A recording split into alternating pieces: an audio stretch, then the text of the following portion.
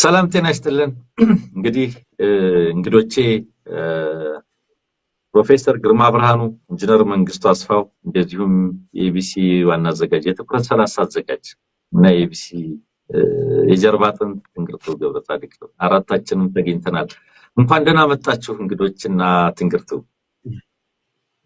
እንኳን ደህና ቆያችሁ እንግዶቻችን። አንሙት ሰላም እንዴት እንኳን መልካም እናመሰግናለን ስለጋበዛችሁ። በጣም አመሰግናለሁ ፕሮፌሰር ግርማ። መልካም ኢንጂነር መንግስቱ ትንግርቱ ትንሽ መግቢያ ነገር በለኝ። ፕሮፌሰር ግርማን ከረጅም ጊዜ በኋላ ነው ያገኘነው። በጣም ደስ ብሎናል ስለመጣ። ኢንጂነርም እንደዚህ ሁለቱም በዚህ በድሮን ጉዳይ ላይ እነሱን እንግዳ አድርጎ ለመጋበዝ የፈቀድንበት ዋነኛው ምክንያት እኔ ሁሉ ጊዜም እንግዲህ የምናስበው ምንድነው ፕሮፌሰር ግርማም ኢንጂነርም እንድታስተውሉት የምፈልገው የአማራን ህዝብ ጥቃት በተመለከተ ሁሉ ጊዜም ግድ የሚላቸው ሰዎች አሉ ብሎ ህዝባችን ያምናል። ይሄንን ድሮን ለመከላከል የሚያስችል ዕውቀት ያላቸው ልሂቃን እንደው የሆነ መላ ይፈጥሩልናል፣ እንደው የሆነ መፍትሄ ያመጡልናል፣ የሆነ ነገርማ የሚታደገን ስለ አማራ ህዝብ ሌት ተቀን የሚሰራ ቡድን ይኖራል ብሎ ህዝባችን ተስፋ ያደርጋል በየጊዜው ማለት ነው። እኛ ባገኘነው ቁጥር እንደው የድሮኑን ነገር ምን አደረሳችሁት? ምን ላይ ደረሰ? ምን እየተደረገ ነው ያለው? ዛሬ እነሱ ድሮን ታጥቀው የአማራ ህዝብ ተጨፍጫፊ ብቻ ሆኖ በእንደዚህ አይነት ሁኔታ ውስጥ መዝለቅ አለብን እያለ ሰው ያስጨንቀናል። የሚላከው መልእክት ከዛ ጋር የተገናኘ ነው። የሚነሳው ጥያቄ ከዚህ ጋር የተገናኘ ነው። እኛ ደግሞ በዚህ ረገድ በዚህ ጉዳይ ላይ የሚሰሩ እንግዲህ ማናውቃቸው ሌሎች አካላት ካሉ ወደፊት የምናውቀው ይሆናል። ግን ደግሞ ጥረትም ጀምረው በርካታ ውጤትም ያመጡ ግለሰቦች አሉ። ግን ከዚህ በኋላ በጥረትና በጅምር ደረጃ ብቻ ሳይሆን ቦልድሊ የአማራ ህዝብ አግሬሲቭሊ ራሱን ከዚህ ጥቃት ሊከላከል ይገባዋል። ይሄንን እና ከዚህ ጋር የተያያዘ ዓለም አቀፋዊ ንቅናቄ መጀመር አለበት። ይሄንን ሊድ የሚያደርጉ ደግሞ ኤክስፐርቲዙም ኮሚትመንቱም ያላቸው የአማራ ልሂቃን መኖር አለባቸው፣ መምጣት አለባቸው። ወደፊት ለህዝቡ መናገር አለባቸው። አደጋው ምን ያህል ነው፣ ጥቃቱ ምን ያህል ነው የሚለውን ማሳወቅ። ወደ ኮሌክቲቭ አክሽን ከማምራታችን በፊት ወደ ጋራ ተግባር ከመመራቱ በፊት በዚህ ጉዳይ ላይ የጋራ መግባባት ላይ ሊደረስ ይገባል። ህብረተሰቡ ይሄንን ጥፋትና የጥፋቱን መጠን ማወቅ አለበት። ዛሬም ድሮን ተጣለ፣ ነገም ድሮን ተጣለ፣ ተነጎዳም ድሮን ተጣለ፣ ትምህርት ቤቶች ወደሙ፣ ህፃናት ተገደሉ፣ ሆስፒታሎች ወደሙ። በየዕለቱ ይሄንን ዜና እየሰማ ሰው እንዴት ከዚህ ጋር ተላምዶ መኖር ይችላል? እና የአማራ ልሂቃን ስለ ወገናችን ግድ የሚላቸው ሰዎች በዚህ ጉዳይ ላይ ምን እየሰሩ ነው? እንዴት እንቅልፍ አይነሳንም ይሄ ጉዳይ የሚለው ነገር በጣም ተገቢ ነው። እናንተ ከዚህም ጀምሮ እንግዲህ ባለፉት ጊዜያቶች በርካታ ስራ እየሰራችሁ እንዳላችሁ እናውቃለን እና በዚህ ረገድ ህብረተሰቡን እንድትመሩ ህዝቡ ይጠብቅ።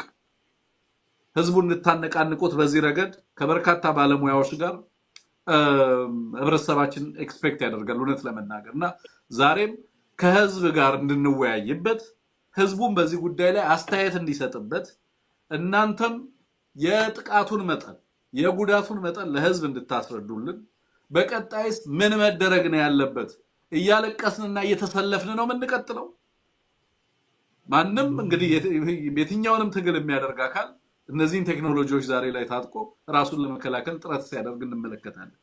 የኛ ህዝብ ግን እየተሰለፈ ይሄንን ከማውገዝ በቀር ይሄንን ህዝብ ሊታደግ የሚችል ምንም ነገር ያለ አይመስልም አሁን ባለው ሁኔታና ከህዝብ ጋር በጋራ እንድንወያይ እንድንመክርና ምን እናደርግ፣ ምን ይሻለናል፣ ምን እንስራ የሚለውን ነገር መነጋገር አስፈላጊ ስለሆነ ነው ፕሮፌሰርም ኢንጂነርም እዚህ ጋበዝናችሁና በጣም ደስ ብሎናል። ጥሪያችንን አክብራችሁ ስለመጣችሁ እኛም ጥያቄዎች እናነሳለን፣ ህብረተሰቡም ጥያቄ ያነሳል። ሐሳብ አስተያየቱንም ህዝቡ በምን መንገድ እንደሚሳተፍ በምን መንገድ ከናንተ ጋር እንደሚተባበር ከሌሎችም ባለሙያዎች ጋር ዛሬ ልናነሳው ይገባል ብዬ ነው የማስበውና ይሄ ነው ዋናው ዓላማችን። በዚህ ምክንያት ነው አንሙትና መድረኩን ላንተ መልሳለሁ። አንሙት እንኳን ደህና መጣችሁ በድጋሚ ለማለት ነው። መልካም አመሰግናለሁ። ትንግርቱም እንግዶቻችንም እንኳን ደህና መጣችሁ ማለት ፈልጋለሁ። ነገር ግን ተመልካቾች 200 ሰው ብቻ ቀጥታ ስርጭት ላይ እነዚህን የሚያካክሉ ትልልቅ የአማራ ምሁራን ጋብዘን 200 ሰው ብቻ ትክክል አይደለም። ዩቲዩብ ላይ 200 ሰው አለ። ረምብል ላይ ስንት ሰው እንዳለ አላውቅም። ኤክስ አካውንታችን ላይ ስንት ሰው እንዳለ አላውቅም። ነገር ግን በደንብ ሼር ካደረጋችሁት ብዙዎች ይመጣሉ። በአጭር ጊዜ ውስጥ በአጭር ደቂቃ ውስጥ ይሄንን ማድረግ አስፈላጊ ነው። የመጀመሪያው እንደው ትንሽ በዚህ ሰዓት ኤቢሲ ገብተን ስለማናውቅ ላይቭ ስትሪሚንግ አላስለመድንም እና ሰው እየቆየ ነው የሚመጣው። ከአንድ ሰዓት በኋላ የኛ ተመልካቾች በቀጥታ ወደዚህ ይመጣሉ። ስለዚህ ውይይቱ ሲጀመር በስፋት ህብረተሰቡ በቀጥታ ከኛ ጋር የሚገናኝ ነው የሚሆነው። ስለዚህ አሁን ባለው ሰው መጀመር የምንችል ይመስለኛል። አንሙት። ትክክል፣ ልክ ነው፣ አስፈላጊ ነው፣ የግድ ነው። ቀንም ስንል ነበረ ትናንት ቅድም ቀንም በኢትዮጵያ ሰዓት አቆጣጠር ከሰዓት በኋላ ገብተን በቀጥታ ስርጭት እንግዲህ እኛ በሰዓት አንወሰንም። በዚህች ሰዓት ብቻ ነው የሚዲያ ትግል የምናደርገው፣ ከዚህ ደቂቃና ከዚህ ሰዓት ብቻ እናወራም የሚል ነገር የለንም። በማንኛውም ሰዓትና ሁኔታ ውይይት ማድረግ፣ ሀሳብ ማጋራት፣ የመረጃ ጦርነቱን ማቀጣጠል እጅግ በጣም አስፈላጊ ነው። እንግዲህ እስኪ ይሄንን አሉታዊ የሆነውን ወይም ሮሮ ልበለው ሮሮ የሚመስለውን ነገር ላንሳው። ሮሮ እንኳን ብዬ እንደዛ መደምደም አልፈልግም። ግን ባለፉት 2 ዓመት ተኩል ያህል ገደማ ኤግዛክት ቁጥሩን ለመጥቀስ ቸገራለሁ፣ ግን ከ500 በላይ የድሮን ጥቃቶች በአማራ ክልል ወረዳዎች፣ ዞኖችና አካባቢዎች መፈጸማቸውን አንዳንድ መረጃዎች ያሳዩናል። 500 ፕላስ ከ500 በላይ የድሮን ሚሳኤሎች ተወርውረዋል ባለፉት 2 ዓመታት አማራ ክልል። እንግዲህ 500 የሚለውን እንኳን ቁጥር ብንወስደው ቀላል አይደለም። 500 ጊዜ የሚሳኤል ቦምቦች መወርወር በጣም ብዙ ነገር ማለት ነው። ይሄንን በመሰለው በአማራ ላይ በታወጀው ጦርነት ላይ የሚደርሱት የድሮን ጥቃቶች በተለያየ ጊዜ የተለያዩ ሪፖርቶች ወጥተዋል። ዓለም አቀፍ የሰብአዊ መብት ተቋማት፣ ትሪፕል ኤ፣ ሌሎችም ተቋማት እየተፈጸሙ ያሉ የሰብአዊና የጦር ወንጀሎችን ለመጥቀስ ሲሞክሩ ነበር። እንግዶቻችን በእናንተ ግንዛቤ በተለይ በአማራው ላይ በታወጀው ጦርነት እነዚህ የድሮን ጥቃቶች ያደረሱት የጦር ወንጀልና ኢሰብአዊ ወንጀል አንድምታ ምን ይመስላል? ምን አይነት ጥቃቶችን አድርሰዋል የሚለውን መነሻ እናድርገው። ከፕሮፌሰር ግርማ ካንተ ልጀምር። ባለፉት 2 ዓመታት ተኩል ያህል የአብይ አህመድ አገዛዝ በአማራ ወረዳዎች፣ ከተሞች፣ አካባቢዎች የወረወራቸው የድሮን ጥቃቶች ምን ያህል የሰብአዊ ወንጀሎች ወይም ኢሰብአዊ ወንጀሎችና የጦር ወንጀሎች እንዲደርሱ አድርገዋል? እነዛን ጥፋቶች በዚህ ቴክኖሎጂ የደረሱትን እንዴት ነው የምትረዳቸው? ይህን መነሻ አላድርገው። በጣም አመሰግናለሁ ሁለታችሁንም። በተለይ ትንግርቱ ጥሩ አድርጎ ነው የጠቀለለው ወይም ሳምራይዝ ያደረገው ሁኔታውን እና ካርታውን ሰጥቶናል። ያው ይህንን የድሮን ጥቃት በሚመለከት ከ2 ዓመት ተኩል ጀምሮ በተለይ እኔና ኢንጂነር መንግስቱ 2 የተለያየ የትምህርት መስክ ውስጥ ብንገኝ ተቆራኝተን እየሰራን ነው። እሱ ቴክኖሎጂውን ያስተምረኛል፣ እኔ ደግሞ ፔዳጎጂውን እንዴት ነው ህዝባችንን መድረስ የምንችለው ነው። በአብዛኛው ሁለታችንም ስራ የመከላከል ላይ ነው። እንዴት አድርገን በተለይ ንጹሐኑን ህዝባችንን እንዴት እንከላከላለን ነው። ቁጥሩ እየበዛ ነው። በዚህ በ2 ዓመት ተኩል ውስጥ እየተከታተልነው ነው። ኢላቦሬት የሆኑ መረጃዎች አሉ። በኋላ ልንነጋገርበት እንችላለን። በንብረት ላይ የደረሰ፣ በሰው ህይወት ላይ የደረሰ፣ በጤና ጣቢያዎች ላይ የደረሰ፣ በእርሻ ክምር ላይ የደረሰ፣ ትምህርት ቤቶች ላይ የደረሰ ወዘተርፈ እሱ ሁሉ መዝግበነዋል እና ሁለታችን የጀመርነው ፕሮጀክት ከዚህ በፊትም በእናንተ ፕሮግራም ላይ ቀርበን ብዙ 100,000 ተመልካች ያገኘ ፕሮግራም ነበረ። እሱ በአብዛኛው ያተኮረው ትምህርት ላይ ነበር። ትዝ ይላችሁ እንደሆነ እንዴት ነው ህዝባችንን ልናድን የምንችለው ነው። ምክንያቱም እጅግ በጣም ከባድ አይደለም የድሮን ጥቃቱ ነው እንጂ ለመከላከል በሰው ሰራሽ ዘዴ፣ ምክንያቱም ቴክኖሎጂው የለንም። ያው እንደሚታወቀው የአማራ ክልል የተዘጋ ነው። በየትኛው መንገድ አንቲ ድሮንም ለማስገባት ያለውን ፈተና ህዝቡ ይመለከተዋል። ግን እኛ የሰጠነው ትኩረት በአብዛኛው ሌላውን የቴክኒካል ነገሩን ወደኋላ እንመጣበታለን። ምን አደረግን፣ ምን እየተደረገ ነው፣ ይህንንም ደግሞ ድሮኖችን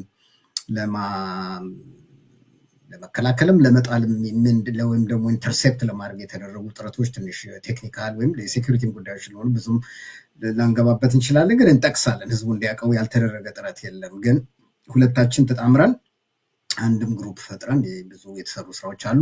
የመጀመሪያው በእንትን ላይ ነው፣ በየቅጽ 1 ቅጽ 2 ቅጽ 3 እያለ ወደ ህዝቡ እንዲደርስ ጽሁፎችን የማድረስ ነገር ነው። እድሜ ለአርቲፊሻል ኢንቴሊጀንስ በአሁኑ ሰዓት የማይገኝ ነገር የለም። ልክ እኔና መንግስቱ የምንሰራውን ስራ ማንኛውም በአማራ ክልል የሚኖር ተጠቂ የሆነ ኢንፎርሜሽን ማግኘት ይችላል። እውነቱን ለመናገር እኔም እሱም እንትን እውቀቱ ላይ ለብቻችን የተቀመጥንበት ነገር አይደለም። እኔም በሆን በኋላ ነው የተማርኩት። ብዙ ነገር ስለ ድሮን አውቃለሁ። አሁን ግን ምንድነው ይሄ እንትን ነው እንደ የትምህርት አካል ሆኖ ሳይሆን አንዱ የኔ እንትን ሳይሆን ባክግራውንድ ሳይሆን ህዝብን ለማዳን ምንድን ነው ማደረግ ያለበት። ይሄኛው በጣም አደገኛ የሆነ ቴክኖሎጂ ነው። ፊት ለፊት የማንጋፈጠው ነው እና ብዙ መቶዎች ሞተውብናል፣ ብዙ ቆስለውብናል፣ ብዙ በንብረት ላይ እጅግ በጣም ጉዳት ነው የደረሰው። ብዙ ትምህርት ታውቃላችሁ፣ ከ5000 በላይ ትምህርት ቤቶች እንደወደሙ እና በተወሰነ መልኩ ከዚሁ ከድሮን ጋር የተገናኙ ናቸው። ቤተክርስቲያን አካባቢ የደረሰውን የምናውቀው ነው። ሰዎች ወደ ቤተክርስቲያን ሲሄዱ ያ ሰዓት በመሰረቱ የጥቃት ጊዜ መሆን የለበትም። ስርዓት ያለው መንግስት ቢሆን ኢትዮጵያውያኖች በመስጊድም ይሁን በቤተክርስቲያን አካባቢ የሚሄዱበት ሰዓት የተወሰነ ነው። ያንን ከጦርነት ነፃ ማውጣት አለባቸው። እነሱ ግን ካልኩሌት አድርገው ሰዎች ቤተክርስቲያን በሚሄዱበት ሰዓት፣ ሰዎች ወደ መስጊድ በሚሄዱበት ሰዓት ጠብቀው ነው ብዙዎችን ሰላማዊውን ህዝብ የገደሉት እና ከዛም ውጭ በትምህርት ቤት ነው። የትምህርት ቤቶችን ሁሉ መዝግበነዋል። በጉዞ ላይ እያሉ ሰዎች አሁን ትዝ ይላችሁ እንደው ሸዋ ውስጥ አንዴ አንድ መኪና ስሙ ጠፋብኝ ሞዴሉ ወደ 30 ሰው ተጭኖ ክርስትና ደርሰው ነው ቤተክርስቲያን ሲመለሱ አንድ ህፃን ብቻ ነው የተረፈው። ያ ክርስትና የተነሳው ህፃን 40 ቀን ማለት ነው እና ሌሎቹ በሙሉ ሞተዋል። እና ይህ ሁሉ እየተከታተልን ያለ ነው። ያ እንግዲህ አንድ ምሳሌ ነው ምን ያህል ምናልባት ኦኬ የፋኖ ተዋጊዎች መስሏቸው ይሆናል። አየር ላይ ነው። ከአየር ላይ እንግዲህ ሪኮኔሳንስ የሚሉት ነገር አለ፣ ሰርቬይለንስ ያደረጉ ግን ያም ሆነ ይህ ምንም ነገር የማይምሩ ናቸው እና ያ ነው እኔና መንግስቱም ትንሽ እጅግ ይመስለኛል ያ አካባቢ ላይ ነው ቆራጥ የሆነ ውሳኔ ወሰነ። ይህን ህዝብ ማስተማር አለብን፣ መቼ መጠቀም እንዳለበት መኪና፣ መቼ በግሩፕ መሄድ እንዳለበት፣ ምን ልብስ መልበስ እንዳለባቸው፣ እንዴት አድርገው ሼልተር፣ ምን አይነት ሼልተር ነው የሚያስፈልገው ነው። ግን እንደው ባጠር ለማድረግ በህይወት በንብረት እና ሳይኮሎጂካሊ ደግሞ ማንዘነጋው ነገር ምንድነው በስነ ባህሪ ላይ ልበለው ሳይኮሎጂካል ዳሜጁ እንዲቀላል አይመስል ሰዎች የተሳቀቁ ነው የሚሄዱት የሚንቀሳቀሱት። በግሩፕ መንቀሳቀስ አይቻልም በአማራ ክልል ውስጥ። ምክንያቱም ባህሉን ያየነው እንደሆነ በግሩፕ ነው፣ በደቦ ነው ብዙ እርሻም የሚካሄደው እና በብዙ መልክ ነው ይሄ ህብረተሰብ የተሰቃየው የተጎዳው። ግን በአንድ በኩል ስንመለከተው የማይደንቀኝ ለምንድን ነው የጄኖሳይዱ የጅምላ ጭፍጭፋው አንድ አካል ነው። ምንም ነገር እኮ አዲስ ነገር የለም ለእኔ፣ ምክንያቱም ከ6 ዓመት በላይ የምከታተለው ነው የጄኖሳይድ የሚባለውን ነገር እና በትምህርት ላይ የምናውቀው ነው። ኢንተሌክቹዋል ጄኖሳይድ አለ፣ የባህል ጄኖሳይድ አለ። የባህል ጅምላ ጭፍጨፋ በባህል ላይ በአማራ በኢትዮጵያ ባህል ላይ ያለው ጭፍጨፋ የምናውቀው ነው። በቋንቋ ላይ የምናውቀው ነው ሊንጉስቲክ ጄኖሳይዱን።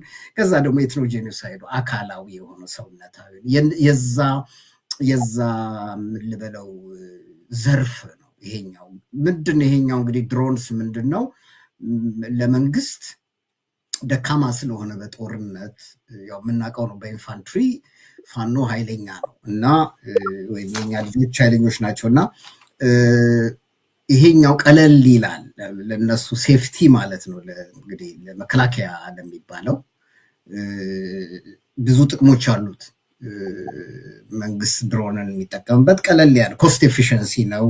የፖለቲካል ቫልዩ አለው እና ሳይኮሎጂካል ዶሚናንስ የሚባል አለ ደግሞ ሳይኮሎጂካሊ ሰውን ካሁን መጣብኝ ብለህ የተሳቀቅ መንቀሳቀሱ የአንዱ እንግዲህ እዚህ የጅምላ ጭፍጨፋው አንድ አካል ነው እና አንድ ነገር ለመጨረስ ምክንያቱም አንዱ ጥያቄ ብዙ የሌሎችም ተሳታፊዎች ስላሉ እንዳይይዝ ይሄ አሁን ጥሩ ነው።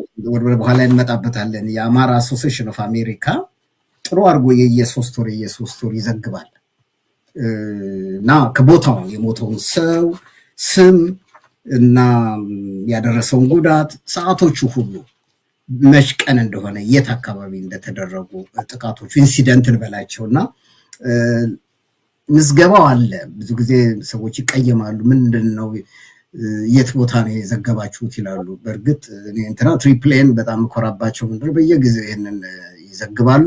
የውጭም ድርጅቶች በተወሰነ መልኩ እየተዘገቡ ነው። ጥፋት እጅግ በጣም በቋንቋችን ለመግለጽ አስቸጋሪ ነው። እዚህ ላይ ልዝጋው እና በኋላ መለስበታለሁ ዲቴሉን በተመለከተ። መልካም ፕሮፌሰር ግርማ እጅግ በጣም አመሰግናለሁ። በነገራችን ላይ ተመልካቾች ጥያቄዎቻችሁን ልትጽፉልን ትችላላችሁ። እኔና ትንግርቱ አለን። ትንግርቱ ጥያቄዎቹን ሰመራይዝ እያደረገ ለእንግዶቻችን ያቀርባል። ለምሳሌ አንድ ጥያቄ እዚሁ ኦልሬዲ መቅረብ ጀምሯል። ለምንድነው ጸረ ድሮን መቅረብ የማይችለው ሁሉ የሚል ጥያቄ ገና ከወዲሁ መጥቷል። እነዚህ የመሰሉ ጥያቄዎች እኛም በጥያቄያችን የምንዳስሳቸው ናቸው። ነገር ግን ይህንን የድሮን ጥቃት የድሮን ቴክኖሎጂ የተመለከቱ ጥያቄዎች ተመልካቾች ሁላችሁም ዛሬ ሀሳቦችን አቅርቡ። ምን ማድረግ እንችላለን፣ እንዴት ነው መደረግ ያለበት፣ አስቻይ ሁኔታዎችን እና ሌሎች ሁኔታዎችን ሁሉ ዲስከስ እንወያይባቸዋለን። ኢንጂነር መንግስቱ ወደ አንተ ልመጣ ነው። በአንድ በኩል ቅድም ያነሳው ጥያቄ ላይ በኢሰባዊና የጦር ወንጀሎች ፕሮፌሰር ግርማ ያነሳቸው አሉ። ከስነ ልቦናዊ እስከ አካላዊ ጥቃቶች ዘርፈ ብዙ ጥቃቶች የተፈጸሙበት መሆኑን አንስቷል። እስኪ በአንተ በኩል እዚህ ላይ የሚጨምረው ነገር እንዳለ ሆኖ በሌላ ረገድ በተለይ አገዛዝ በተለየ ሁኔታ ንጹሃንንና መሰረተ ልማቶችን ነው ትኩረት የሚያደርገው። የጤና ተቋማት፣ ትምህርት ቤቶች፣ ድልድዮች፣ መሰረተ ልማቶችን፣ ንጹሃንን፣ ገበያ ቦታዎችን፣ የአውቶቡስ መናኸሪያዎችን፣ ማህበርተኞችን፣ ጸበልተኞችን፣ ክርስትና የሚያነሱትን እንግዲህ ባለፉት 2 ዓመታት የደረሱትን የድሮን ጥቃቶች ከተመለከት እነዚህን የመሰሉ ጉዳዮች ላይ በከፍተኛ ደረጃ ትኩረት ያደረጉ ናቸው። ግን ለምን ንጹሃንንና እነዚህን መሰረተ ልማቶች ትኩረት ያደርጋል ይህ አገዛዝ? እስኪ ይህንንም ጨምረህ አንሳልን። በተለይ ግን በሰብአዊና በኢሰብአዊና በጦር ወንጀሎች ደረጃ የዚህ አገዛዝ የድሮን ጥቃቶች ያደረሷቸውን ጥፋቶችም መነሻ አድርገህ ጨምርልን። እሺ አንሙት፣ በጣም አመሰግናለሁ በድጋሚ ያው ስለጋበዛችሁኝ ሁላችንም ስለተገናኘን ፕሮፌሰር ትንግርቱም ፕሮፌሰር ግርማም በጣም ነው የማመሰግነው። ጥሩ ርዕስ ነው፣ ግን በሰፊው በዚህ በጄኖሳይድስ ላይ ፕሮፌሰር ግርማ ሄዶበታል እና ግን ለምን መሰረታዊ ልማቶች ላይ፣ ትምህርት ቤቶች ላይ፣ ጤና ጣቢያዎች ላይ ወይም ኢንፍራስትራክቸሮች ላይ ያተኩራል የሚለውን በትንሹ መመለስ ይቻላል። ምክንያቱም ይሄ መንግስት ከመጀመሪያው የተፈጠረውም ተጠፍጥፎም የተሰራው በህወሓት ቲፒኤልኤፍ ጸረ አማራ ሆኖ የአማራን ህዝብ ለማጥፋት ነው።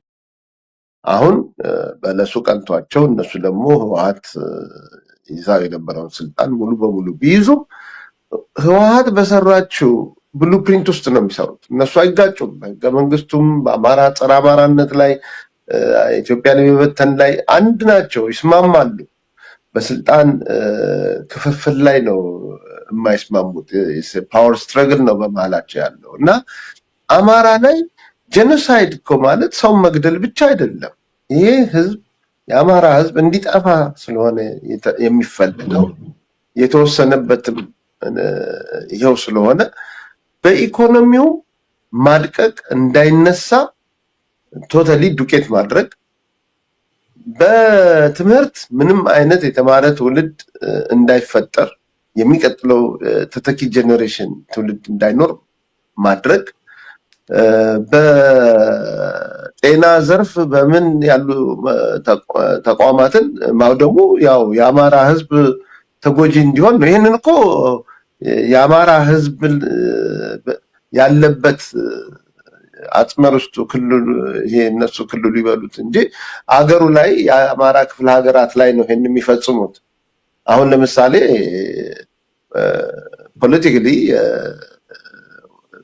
የእውነትም ይሁን የውሸት ኦፖዚሽን የሆኑ እንደ ሸኔ ያሉ የሚዋጓቸው ላይ እንዲህ በዛ በኦሮሞ ክልል በተባለው መሬት ላይ የሚንቀሳቀሱ ላይ ይህንን አይነት ጥፋት አይፈጽሙም፣ አያደርጉም።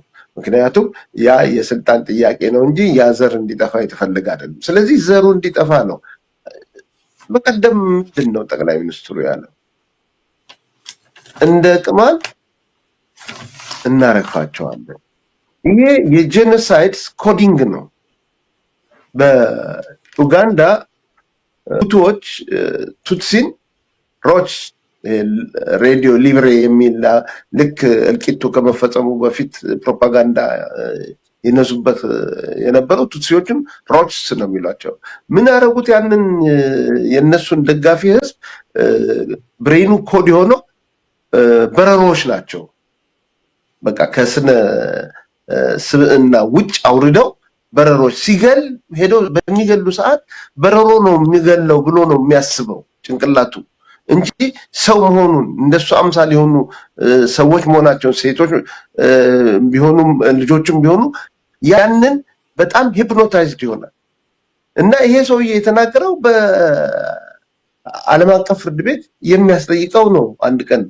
ምክንያቱም እንዲህ ብሎ መናገር የሱን ደጋፊዎች የሆኑትን በአማራ ህዝብ ላይ እንደ ቅማል ነው የምናረግፈው ብሎ እንዲነሱ ማነሳሳት ነው። ይሄ በጀርመኖቹም በሂትለር ፕሮፓጋንዲስቶችም በጂዎች ላይ ኔሚንግ ነው የሚሰጡት። መጀመሪያ ኔሚንግ ሬዲዩስ የሚያደርግ ከስብዕና ከሰውነት ውጭ ወረድ የሚያደርግ ጂዎቹን እንደዛ ደረጃ ካደረጉ በኋላ ያንን ሁሉ ጭፍጨፋ አነሳስተው እንደዛ ፈጸሙ። ስለዚህ ግሮስም ነው፣ መጠን የለውም። ያው ለዓለም አቀፍ ሁኔታዎች እየተነገረ ነው። አሁን ትንሽ ዩናይትድ ኔሽንም ዩኤስ አሜሪካም አንዳንድ አውሮፓ ሀገሮችም አይንና ጆሮ እየሰጡ ነው መልቂቱ ላይ። ምክንያቱም የባሰ ሄደና የታሪክም ተጠያቂ የሚሆኑበት ደረጃ ላይ እየመጡ ነው። ይህንን ካልኩ በኋላ ድሮን በእርግጥ አደጋ እልቂት እያስከተለን ይሄ ምንም የሚያነጋግር ነገር አይደለም። ግን በሽምቅ ውጊያ ላይ በጎሪላ ወርፌር ላይ የድሮንን የሚጠቀም መንግስት የድሮንን የሚጠቀመው ወገን አሸናፊ ይሆናል ማለት አይደለም። ድሮኖች ብዙ ጊዜ ኮንቬንሽናል ዎር ላይ ብረት ለበስ የሆነ ሁለቱም ለምሳሌ የአርሜኒያን እና የአዘርባይጃንን ኬዝ ማንሳት እንችላለን። ምክንያቱም ሜዳ ላይ ወጥተህ ታንክም መድፍም ይዘህ ስትወጣ በድሮን እነዛን ለማጥቃት ግን ጎሪላን ለማጥቃት አዎ ካጁዋሊቲ ታመጣለህ፣ ግን ወሳኝ አይደለም። የፋኖን ሂደት የፋኖን ትግል ወደኋላ አንድም እርምጃ የሚወስደው አይደለም። በእርግጥ ምን ይፈጥራሉ? የመጀመሪያው ነገር ምንድነው? ፓኒክ አታክ፣ መረበሽን በህዝቡ ላይ በሲቪሊየንስ መሀል መረበሽ እንዲፈጠር ነው የሚፈልጉት። ያንን ስለሚፈልጉ ነው አንደኛ የአማራውም ዘር እንዲያልቅ ይፈልጋሉ፣ ቁጥር ይጠፋላቸው ይፈልጋሉ። ሁለተኛ ደግሞ ሲቪሊየንስ ላይ ያንን የሚጠቀሙት ደግሞ ፓኒክ ለመፍጠር መረበሽ ለመፍጠር ነው እንጂ ያ የድሮን ጦርነት ዎርፌር በአሁን ባለ ደረጃ ላይ ወሳኝ አይደለም። ምክንያቱም አሁን በምድር ላይ ያለውን በሙሉ ፋኖ በአሸናፊነት በርካታ ድሎችን እያስኬደ ታንኮችን፣ ብረት ለበሶችን እያወደመ እያጠፋ ሊቋቋሙት የማይችሉት ኃይል እየሆነባቸው እያደገ እየጎለበተ ነው የመጣው። ለፋኖ እንግዲህ ትንሽ የሰማዩ ጉዳይ ላይ ነው። የሰማዩን ጉዳይ ትልቅ የማይሆን ተስፋ መናገር ተስፋም አይደለም አልፈልግም። ግን ፋኖች ራሳቸው እዛው የተማሩ ልጆች በኤሌክትሪካል ኢንጂነሪንግ፣ ሜካኒካል ኢንጂነሪንግ፣ ሮቦቲክ ኢንጂነሪንግ የተማሩ ተሰባስበው ይሄንን ብርጌድ ይሄንን አንቲ ድሮን ፎርስ አደራጅቷል። የትጥቅና የኃይሉ ደረጃ ጊዜና ወደፊት አብረን የምናየው ይሆናል የት ደረጃ ይደርሳል ማለት እና በዳያስፖራው ብቻ የተጀመረ የታሰበም ሳይሆን ምናልባት ዳያስፖራው በግብአትና በእንትን ትልቅ ድርሻ ይኖራል በማናቸውም ረገድ በረሃብ ለተመታው፣ ለተፈናቀለው፣ ለጦር ጉዳተኛ ሆኖ ለቆሰለው የሕክምና እነዚህም በተመለከተ ነገሮች ዳያስፖራው ትልቅ ግብአት ማቅረብ ይጠበቅበታል። በተለይ የአማራና የአማራ ወዳጆች በዓለም አቀፍ ደረጃ ደግሞ ይሄንን ያለውን ችግር ማሳወቅና ካምፔን ማድረግ እና ከማን ይጠበቃል መጣበታለሁ። ኢንጂነር መንግስቱ ከማን ምን ይጠበቃል የሚለውን መጣበታለሁ። ሰበር ዜና የሚመስል ነገር ነው አሁን የነገርከን። በነገራችን ላይ ፋኖ የአንቲ ድሮን ፎርስ አደራጅቷል የሚለው ነገር ምናልባት የቴክኖሎጂ ትጥቁን እናስቀረውና አደራጅቷል የሚለው ነገር ይሄ በጋዜጠኛ አይን ሰበር ነው። ሆነ ለመናገር የሰማዩ ጉዳይ እንዴት ነው? ትልቅ ጉዳይ ነው። ዛሬ የምናወራው ይሄ ነው። ሰማዩን እንዴት እናርገው ነው። ትናንትና አንድ ቃለ መጠይቅ እየሰራሁ ነበር። ይሄ አገዛዝ በሰማይም በምድርም ተተኳሽ አለው፣ የሚተኮስ ነገር አለው፣ ግን ተዘጋጅቶ ተደራጅቶ ይሄንን የሚጠቀምለት የሚተኩስለት ሰው ግን የለውም የሚል ነገር ትናንት እያነሳን ነበር። መልካም የፋኖን ትግል አይወስንም። በድሮን ጥቃት ቢሆን በሰማይ ቢሆን ከድሮንም የላቁ ቴክኖሎጂዎችን በመጠቀም አንድን ትግል በተለይም ህዝብንና በአብዮት ደረጃ የሚጠቀስን ትግል የማሸነፍ ጉዳይ ቢሆን 20 ዓመት ሙሉ በቶራ ቦራ ተራራዎች ታሊባንን የተዋጋቸው አሜሪካ ታሸንፍ ነበር። ነገር ግን ከ20 ዓመት የድሮን ቴክኖሎጂ የሰማይ ውጊያ በኋላ አሜሪካ ታሊባንን ካቡልን ጥላ ከመውጣት አልዳነችም። ቶራ ቦራ ውስጥ ተራቦራ ተራራ አቅፎ ያዘው ታሊባን ተመልሶ መንግስት ከመሆን አልዳንም። ስለዚህ ትግሉን አይወስንም የሚለው አስተሳሰብ አሁን ያነሳችሁት እንዳለ ነው። ግን ትንሽ ቴክኖሎጂውን እንየው እስቲ ፕሮፌሰር ግርማ። ይሄ ቴክኖሎጂ በዚህ ዘመን መንግስታት ብቻ አይደሉም፣ የተለያዩ ታጠቁ ቡድኖች፣ የተለያዩ አካላት፣ በተለያዩ ሀገራት ያሉ የሽምቅ ተዋጊ አካላትም እየታጠቁት ነው ያለው። በምን ደረጃ ነው ጥቅም ላይ እየዋለ ያለው? በቡድኖችና በመንግስታት የትግል ኃይሎች በምን ደረጃ ነው ይሄንን ቴክኖሎጂ መከላከያውንም ማጥቂያውንም እየታጠቁ ያሉትና እስኪ ቴክኖሎጂውን ትንሽ አብራሩልን፣ ይዞታውን ባለቤትነቱን በተመለከተ። ጥሩ፣ ከኢንጂነር መንግስቱ ጋር እንተጋገዛለን። ምን ያህል በሌላ ሀገር ውስጥ የሚገርማችሁ አንዳንድ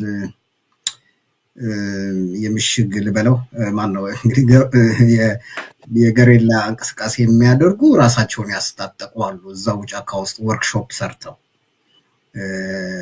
ይሄ የምናውቀው ነገር ነው። አገሩ መናገር አያስፈልግም። የኛ ሰው ተልኮ ሄደዋል አልሄደም፣ ወርክሾፕ መስራት ይቻላል። እውነቱን ለመናገር አገጣጥሞ አንቲ ድሮንስ መስራት ይችላል። እንግዲህ አንቲ ድሮን ላይ ብቻ እናተኩር አሁን ካለን እንግዲህ በርካታ መንገዶች አሉ። ሌሎች ሀገር ውስጥ የተፈተኑ የተሞከሩ ስኬታማ የሆኑ እንደውም መንግስት ተሸማቆ ፈርቶ ድሮን ያቆመበት ሀገር አለ። ምክንያቱም ኮስቱ ከፍተኛ ነው። አንድ ድሮን ለመግዛት እስከ 5 ሚሊዮን። እንግዲህ ያው መንጌት አግዘኛል። የቱርኩ ማን ነው እሱ ወደ 5 ሚሊዮን ቢቱ ቢ3 ይላል። 5 ሚሊዮን 6 ሚሊዮን የሚያወጡ አሉ። አንዳንዶቹ ድሮኖች በጣም የከበዱ አሉ። በተለይ እስራኤል እና አሜሪካ ተባብረው የሚሰሯቸው ድሮኖች እና ለነሱም ውድ ስለሆነ አንዱን ከመታህባቸው 2-3 ከመታህባቸው አፎርድ አያረጉም፣ አይቀጥሉም። ውድ ናቸው፣ በጣም ውድ ናቸው። ይሄ አንዳንዶቹ ድሮኖች ግን የኢትዮጵያ መንግስት ባለው አቅም ከአረቦች ጋር እንግዲህ ብዙ እንደምናውቀው የደረስንበት ኢራን እጁ አለበት፣ ዩናይትድ አረብ ኤሚሬትስ እጁ አለበት፣ ተርክሽ አለችበት እና የተለያዩ ሞዴሎችን ለመንግስት ለኢትዮጵያ ይመቻል እያሉ እየለዋወጡ ይሸጡታል። በሚሊዮን ዶላሮች ነው እና እኛ አንዱ ለሶስቱን መምታት የሚያስችለን አሁን እንትና ኢምፕላይ አድርጎታል ኢንጂነር መንግስቱ ፋኖ ጋራንቲ። እኔም መንግስቱን የምደግፈው ምንድን ነው ሙያው እውቀቱ አለ። አሁን ልናረጋግጣቸው እንፈልጋለን ማለት በቅድሚያ የመጣሉ የቴክኖሎጂ እሱም ራሱ እኮ እንትን ይጠይቃል። የሬዲዮ ፍሪኩዌንሲ ስካነርስ የሚሉት አለ፣ ኦዲዮ ዲቴክሽን አለ፣ ምንድነው ኢንፍራሬድ ነው ኢንፍራሬድ ሴንሰርስ፣ ብዙ የራዳር ሲስተሞች እነዚህ ኦልሬዲ ያንን በተመለከተ እውቀቱን ፋኖች ከአራቱም ሪጅን ነው። ይሄ ደግሞ ምንም የምዕራብ አማራ የምስራቅ አማራ ብሎ አይደለም የምናውቀው ስለሆነ ነው። እውነቱን ነው የምናገረው። አሰልጣኞቹን የምናውቃቸው ናቸው። ፋኖቹን ቀድሞውኑ እውቀቱ ያላቸው ናቸው። በዚህ በቴክኖሎጂ በተለይ ኤሌክትሪካል ኢንጂነሮች ናቸው እና እንግዲህ መሳሪያውን ማስገባቱ ገብቷል የሚለውን ነገር ለጊዜው ሙሉ ለሙሉ በሙሉ አፍ ለመናገር አልደፍርም። እውቀቱ አለ። እውቀቱ ካለ እናሳያል ማለት ብዙ መሳሪያዎች ብዙ ድሮኖች ሊወድቁ ይችላሉ። ግን ያም ሆኖ አንድ ግን ሂስቶሪካል ኮንቴክስት ልስጣችሁ። እንትናን የማመሰግነው መንግስቱን የማመሰግነው ይህን መጽሐፍ መንግስቱ በመሰረቱ የቴክኖሎጂ ተማሪ አልነበረም አዲስ አበባ ዩኒቨርሲቲ። ይሄ መጽሐፍ እሱ ነው ጠቁሞኝ the conquest of Abyssinia ይላል እና በኋላ ካስፈለገ እናብራራለን። እዛ ላይ የምታዩት ምንድነው 1529 እስከ 1543 ኢብራሂም መሐመድ ወረራ ነበረ። በዛን ጊዜ ይሄ ወረራው ስኬታማ ሊሆን የቻለው አንዱ ምክንያት ምን እንደው ታውቃላችሁ? ቱርኮች ለመጀመሪያ ጊዜ አፍሪካ ያስገቡትን መድፍ ይሄ በእንትን ተጎታሽ መድፍ የተጠቀሙበት ኢትዮጵያ ላይ ነው። የዛሬ 500 ዓመት 600 ዓመት ቦታው ሸዋ እና ማን ነበር የምትባለው ያቺ ከተማ? አጽኖኒያ ነው አጽኖኒያ አይደለም መንግስቱ አንጾኪያ ላይ እና ብዙ ሺህ አማሮች ናቸው ያለቁት። ያን እግር ተከትለው ነው የኦሮሞ ብለበለው እንግዲህ አዳዲስ ቃላቶች እያመጡ ነው። የኦሮሞ ማይግሬሽን ይሉሃል፣ የኦሮሞ ኢንቬዥን ይሉሃል። ምን አልከኝ? የኦሮሞ ተስፋፊዎች ነው ዛሬም እየተመሰከረ ያለ ነው። እሺ እና እንደምታዩት ያ ትሬስስ የኦሮሞ እስከንትን ድረስ ደርሰናል። ጎንደሬኛ ነው፣ አክሱሜኛ ነው፣ ሰሜን ሸዋኛ ነው፣ ወሎኛ ነው የሚሉት ምንድነው? ከዛው ወረራ ጋር በተገናኘ ከዛ ጥፋት የቱርኮች እጅ አለበት። ያንን ጦር ባላንሱን ያሳጡ ቱርኮች ናቸው። በዚህ በመድፉ ምክንያት አፍሪካ ሀገር ውስጥ አልተጠቀሙበትም። በዛን ጊዜ አዲስ መሳሪያ ነው እና ሲቪሊያኑም ተዋጊውም ወደ ሰሜን እንትን ማለት ጀመረ፣ ማፈግፈግ ጀመረ እና አሁንም ታሪክ ራሷን እንዴት እንደምትደግም እኮ ነው። አሁንም ቱርኮች ናቸው። የቱርኮች መሳሪያ ነው። አሁን አንዱ ምናልባት ጥያቄም እሱ ነው። የቱርኮች መሳሪያ ነው። የቱርኮች ድሮን ነው ሰፍቶ ያለው ኢትዮጵያ ውስጥ መንግስት የሚጠቀምበት። ዩናይትድ አረብ ኤሚሬትስ እንኳን የራሷን ድሮን አትሰራም፣ ግን መሀል ሀገር ናት። ከሌሎች ሀገሮች እያመጣች ነው ለመንግስት እንትን የምትለው እና አገሮቹን ሁሉ እናውቃቸዋለን። አገሮቹ ደግሞ ያላቸውም በእጃቸው ያለውንም የድሮን ቴክኒክ እናውቀዋለን። እና እኛ ማድረግ ያለብን እንደሚታወቀው እንግዲህ ድሮኖቹን አሁን በጣም ውድ ስለሆኑ ለአማራ ህዝብ በጣም ብዙ ስቃይ ውስጥ ነው ያለው እና ያንን ገንዘብ ሰብስቦ በብዙ ሚሊዮን ድሮኖችን ምናልባት የመግዛት ችግር ሊኖርበት ይችላል። ግን ካፓሲቲው አለ። ድሮንን ከአማራ ክልል ወደ ጠላት አለበት ቦታ ላይ ማስፈር የሚቻልበት ብዙ መንገዶች አሉ። እሱ ሁሉ ተጠንቷል። ምን አይነት ድሮኖች ናቸው የሚገቡት? በየትኛው በኩል ነው ታውቁታላችሁ። አማራ ላንድ ሎክድ ነው የሚባለው፣ የተከበበ ሀገር ነው በጠላትና እሱ ራሱ ብዙ የሎጂስቲክ ችግሮች አሉ። ግን አንቲ ድሮንን በተመለከተ አሁን ለምሳሌ እኔ የማስበው በጣም ቀለል ያሉ አሉ። አሁን ለምሳሌ ላሰር ሲስተም የሚባሉ አሉ። እንትና ሊያብራራው ይችላል መንግስቱ። ትራዲሽናል አንቲክራፍት ገንስ አሉ። ከፍታማ ቦታ ላይ ሆኖ መምታት የሚቻልበት ሁኔታ አለ። ኢፌክቲቭ ነው አት ክሎዝ ሬንጅ። ሌላው የሚገርማችሁ ብዙ ሰው ሰምቶት የማያውቀው እያጠናሁት ለመንግስቱም አላካፈልኩትም፣ ይሄ ትሬንድ የሆኑ በርድስ ኦፍ ፕሬይ አንዳንድ ሀገሮች ውስጥ አሁን እየተጠቀሙበት ነው እና እንትኖችን ወፎችን ወፍ ማለት ንስር፣ ጭልፊት የሚባሉ የተለያዩ አይነት እኔ ስማቸውን ብዙዎቹን ያው ኢግልስ አለ፣ ፋልኮንስ አለ፣ ሃውክስ አለ፣ ኦውልስ አለ። እነዚህን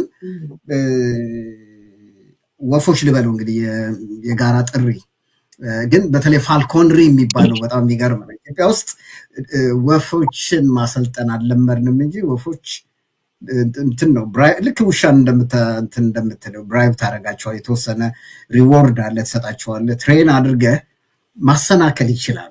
በጣም የሚገርም ስዊዘርላንዶች ላይ ሰርተውት ተሳክቷል። ፈረንሳይ ውስጥ ተሳክቷል። እና ማለት አባባሌ ምንድነው ይሄ አሁን የተሰሩትን አንቲ ድሮኖች በብዙ ሚሊዮን ከማስገባት ይልቅ አነስ ያሉ ሎካሊ ኢንዲጂነስ የሆኑ ወይም ደግሞ እውቀቶች፣ ብልጠቶች የሚሰሩ ስራዎች አሉ። ብዙ ገና ኤግዞስት ያላደረግናቸው እሱ ላይ ትንሽ ቆይተናል። እንትን የምለው ነገር ነው። ለአማራ ህዝብ አልደረስንበትም። እንደ እውቀታችንና እንደ ሙያችንና ተቆርቋሪ የሆነ የአማራ ህዝብ ባለሙያ ዓለም ላይ እንደመኖሩ ሰርታችኋል ወይ ብትለኝ በቂ አይደለም። እውነቱን ለመናገር ብዙ ችግሮች አሉ፣ ግን መስመር ላይ ነን፣ ጥሩ መንገድ ላይ ነን። አሁን እቺ ፋልኮንሪ የምትለው ራሱ በቀላሉ ማሰናከል ይቻላል። ኢንተረፕት ማድረግ ትችላለህ። ምንድን ነው የሚባለው? ኢንተርሴፕት። ግን አሁን ስዊዘርላንድ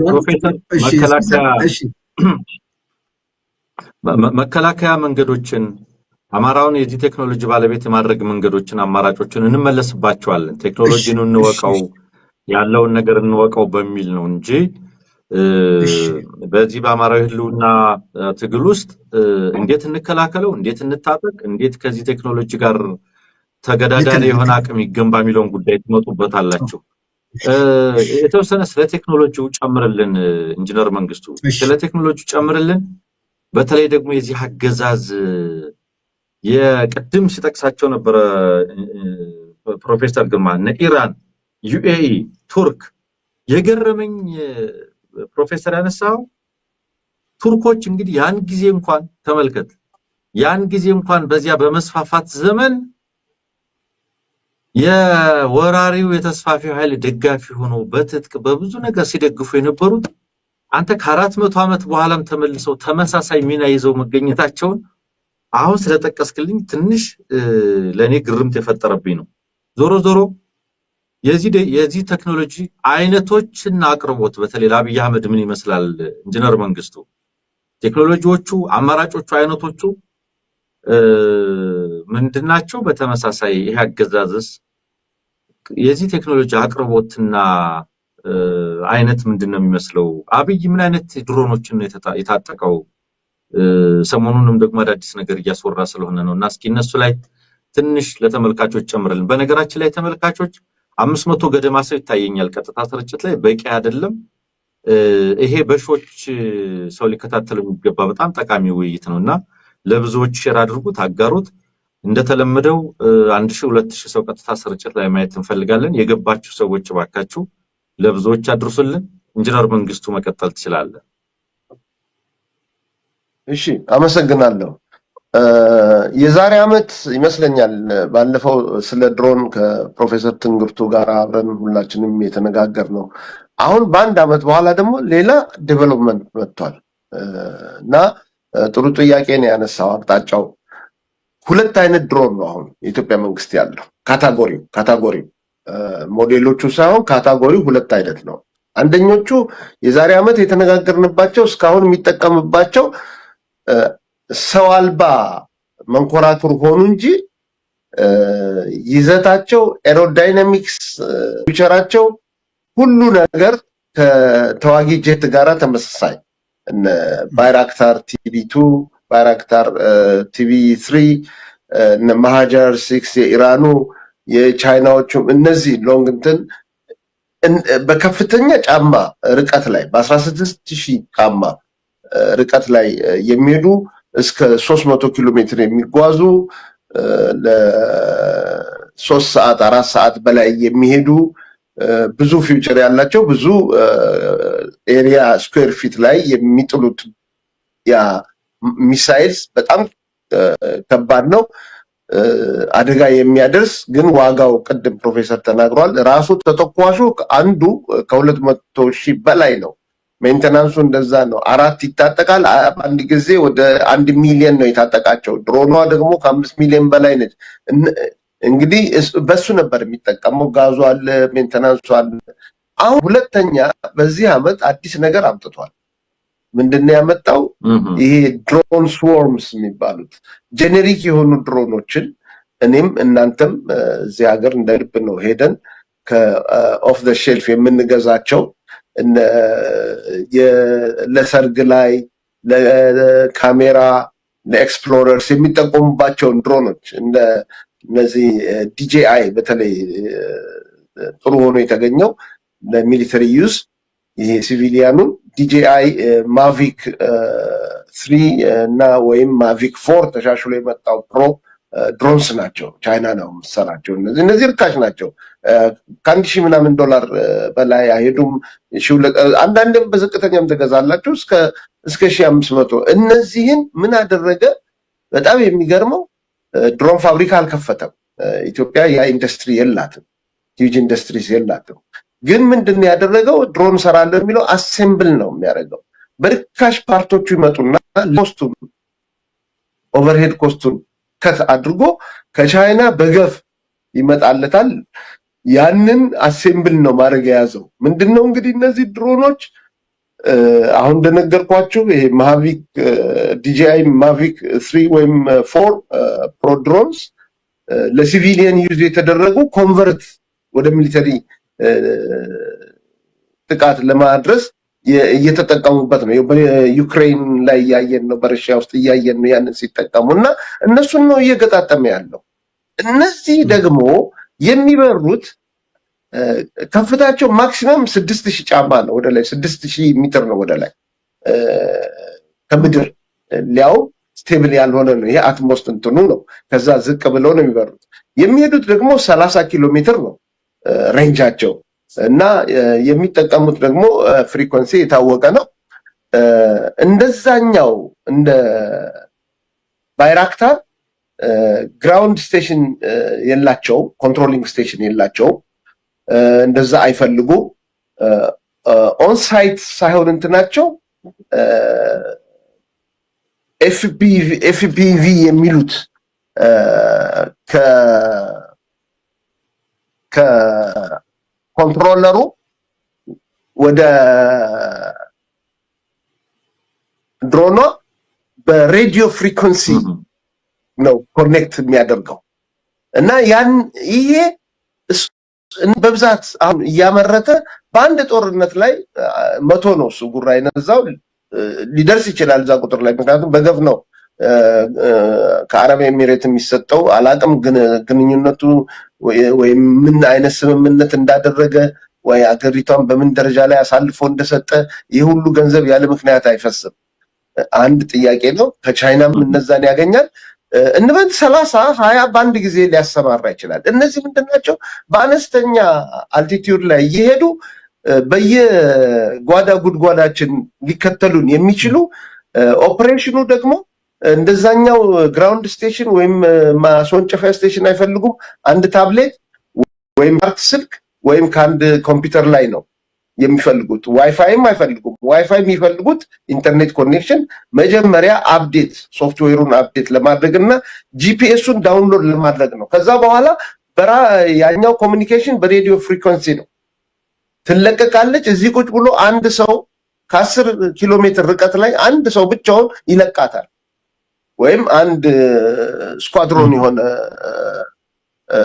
የተገንጥሎ የመጣ አጥቂ የጠላት ኃይል ይመጣና ካሉበት ቦታ ላይ 10፣ 20፣ 30ውን ይለቁታል። እነዚህ ሰውየው ልክ the interface ነው ኢንተርፌስ ነው ያለው። ልክ ያንን ስልኩን ይዞ ወይም አይፓዱን ይዞ ወይም ኮምፒውተር ላይ የሚቆጣጠራት ለሱ ፍላይት ላይ እንዳለ ነው። ፍላይት ላይ መሬት ላይ ያለውን የሚያው በዛ ሴንስ ነው እንጂ በኦንላይን ሳይት እንደሌሎቹ አይደለም። እና እያንዳንዱን ሰው ለአንድ ሰው እንኳን እየመጡ ይሄ ወድቋል፣ ሞቷል፣ አልሞተም እየተከታተሉ ሀራስ ሲያደርጉ አይታችሁ ይሆናል የቪዲዮ ክሊፖች። እነዚህ ናቸው። ይህን እንግዲህ መከላከሉ ይቻላል። በጣም ቀላል ነው። ይህንን በኋላ እንዳልከው ወደ ኋላ መልካም። እዚሁ ላይ ግን ኢንጂነር መንግስቱ ጨምርልን። ያው ብዙ ጊዜ የድሮን ጥቃትን በተመለከተ አያይዘን የምናወራው ስለ ስልክ ነው። የኢትዮጵያ ውስጥ ሲም ካርድ ይዛችሁ ስትደዋወሉ እንላለን። በቀጥታ ስልክ ስትደውሉ በዚህ መንገድ ነው የሚመቷችሁ ምናምን እንላለን። በመሰረታዊነት ሁለት ነገር ሲያነሱ ሰማለሁኝ። አንተ ዛሬ ግልጽ አድርግልን፣ እናንተ ዛሬ ግልጽ አድርጉልን። አንደኛው በአስተኳሽ በጠቋሚ በኦፒ በሚባለው የሚፈጸም የድሮን ጥቃት ነው። የቤተክርስቲያን፣ ትምህርት ቤት፣ ጤና ተቋም እነዚህን ኮኦርዲኔት ይዘው የሚደረጋል። ሌላው ግን ቀጥታ ካሉበት ቅድም እንዳልከው ከግራውንድ ስቴሽን የጂኦስፓሻል መረጃ ወይም የኔትወርክ መረጃን ተከትሎ በቀጥታ በተለይ ስልኮችን ኮዶችን ተከትሎ የሚደረግ ነው። የድሮን ጥቃቶች ምን ሲሆን ነው ሊፈጸሙ ይችላሉ? ታርጌት እንዴት ተጋላጭ ሊሆኑ ይችላሉ? ይሄን ፕሮግራም የፋኖ አመራሮች የፋኖ አባላት እየተከታተሉት እንደሆነ እርግጠኛ ነኝና ምን ሲሆኑ ነው ተጋላጭ ሊሆኑ የሚችሉት? ታርጌት ሊመታ የሚችለው አብይ አህመድ እነዚህ ቅድም የጠቀስካቸውን ቴክኖሎጂዎች ተጠቅሞ ታርጌቱን ሊመታ የሚችለው ምን ሲያደርግ ነው? ተጋላጭ የሚያደርጋቸው ምንድነው? እሺ እኔ ልመልስ ወይ ፕሮፌሰር ግርባ? ኦኬ ከዚህ በፊት ይሄን ነገር አንስተናል። አሁን እነዚህ ካቴጎሪ በሁለት ከፍለናል። እነዚህ በከፍተኛ ጫማ ላይ የሚሄዱት ተዋጊ ጄት የማያንሱት ሰው ብቻ ነው ውስጣቸው ሰው አልባ በመሆናቸው እነ ባይራክታር እነ ማሃጃር እነዚህ ስለነሱ አውርተናል። እነዚህ ደግሞ ትንንሾቹ አሁን ያልኳቸው እነዚህ ደግሞ ለየት ያሉ ናቸው። እነዛ ላይ እንሂድ። እነዛ ምንድነው የሚያደርጉት? መጀመሪያ ሰርቪለንስ ስለላ የሚያካሄድ አንድ ባይራክታር ይላካል። ምንድነው የሚያደርገው? እዛ ኤሪያ የተጠረጠረውን ኤሪያ እነሱ እኛ ወገን ዞን የምንለው እነሱ የጠላት ወረዳ የሚሉትን ያ ድሮን ቁጭ ብሎ 20 ሰዓት ሰማይ ላይ ቁጭ ብሎ እነሱ አያዩትም። ከ8 ኪሎ ሜትር ከ10 ኪሎ ሜትር ርቀት ላይ ሰማይ ላይ ቁጭ ብሎ ምንም ድምፅ ሳያሰማ ስቶል አድርጎ ፒክቸር እያነሳ ከመሬት ወደ ቤዝ ይልካል።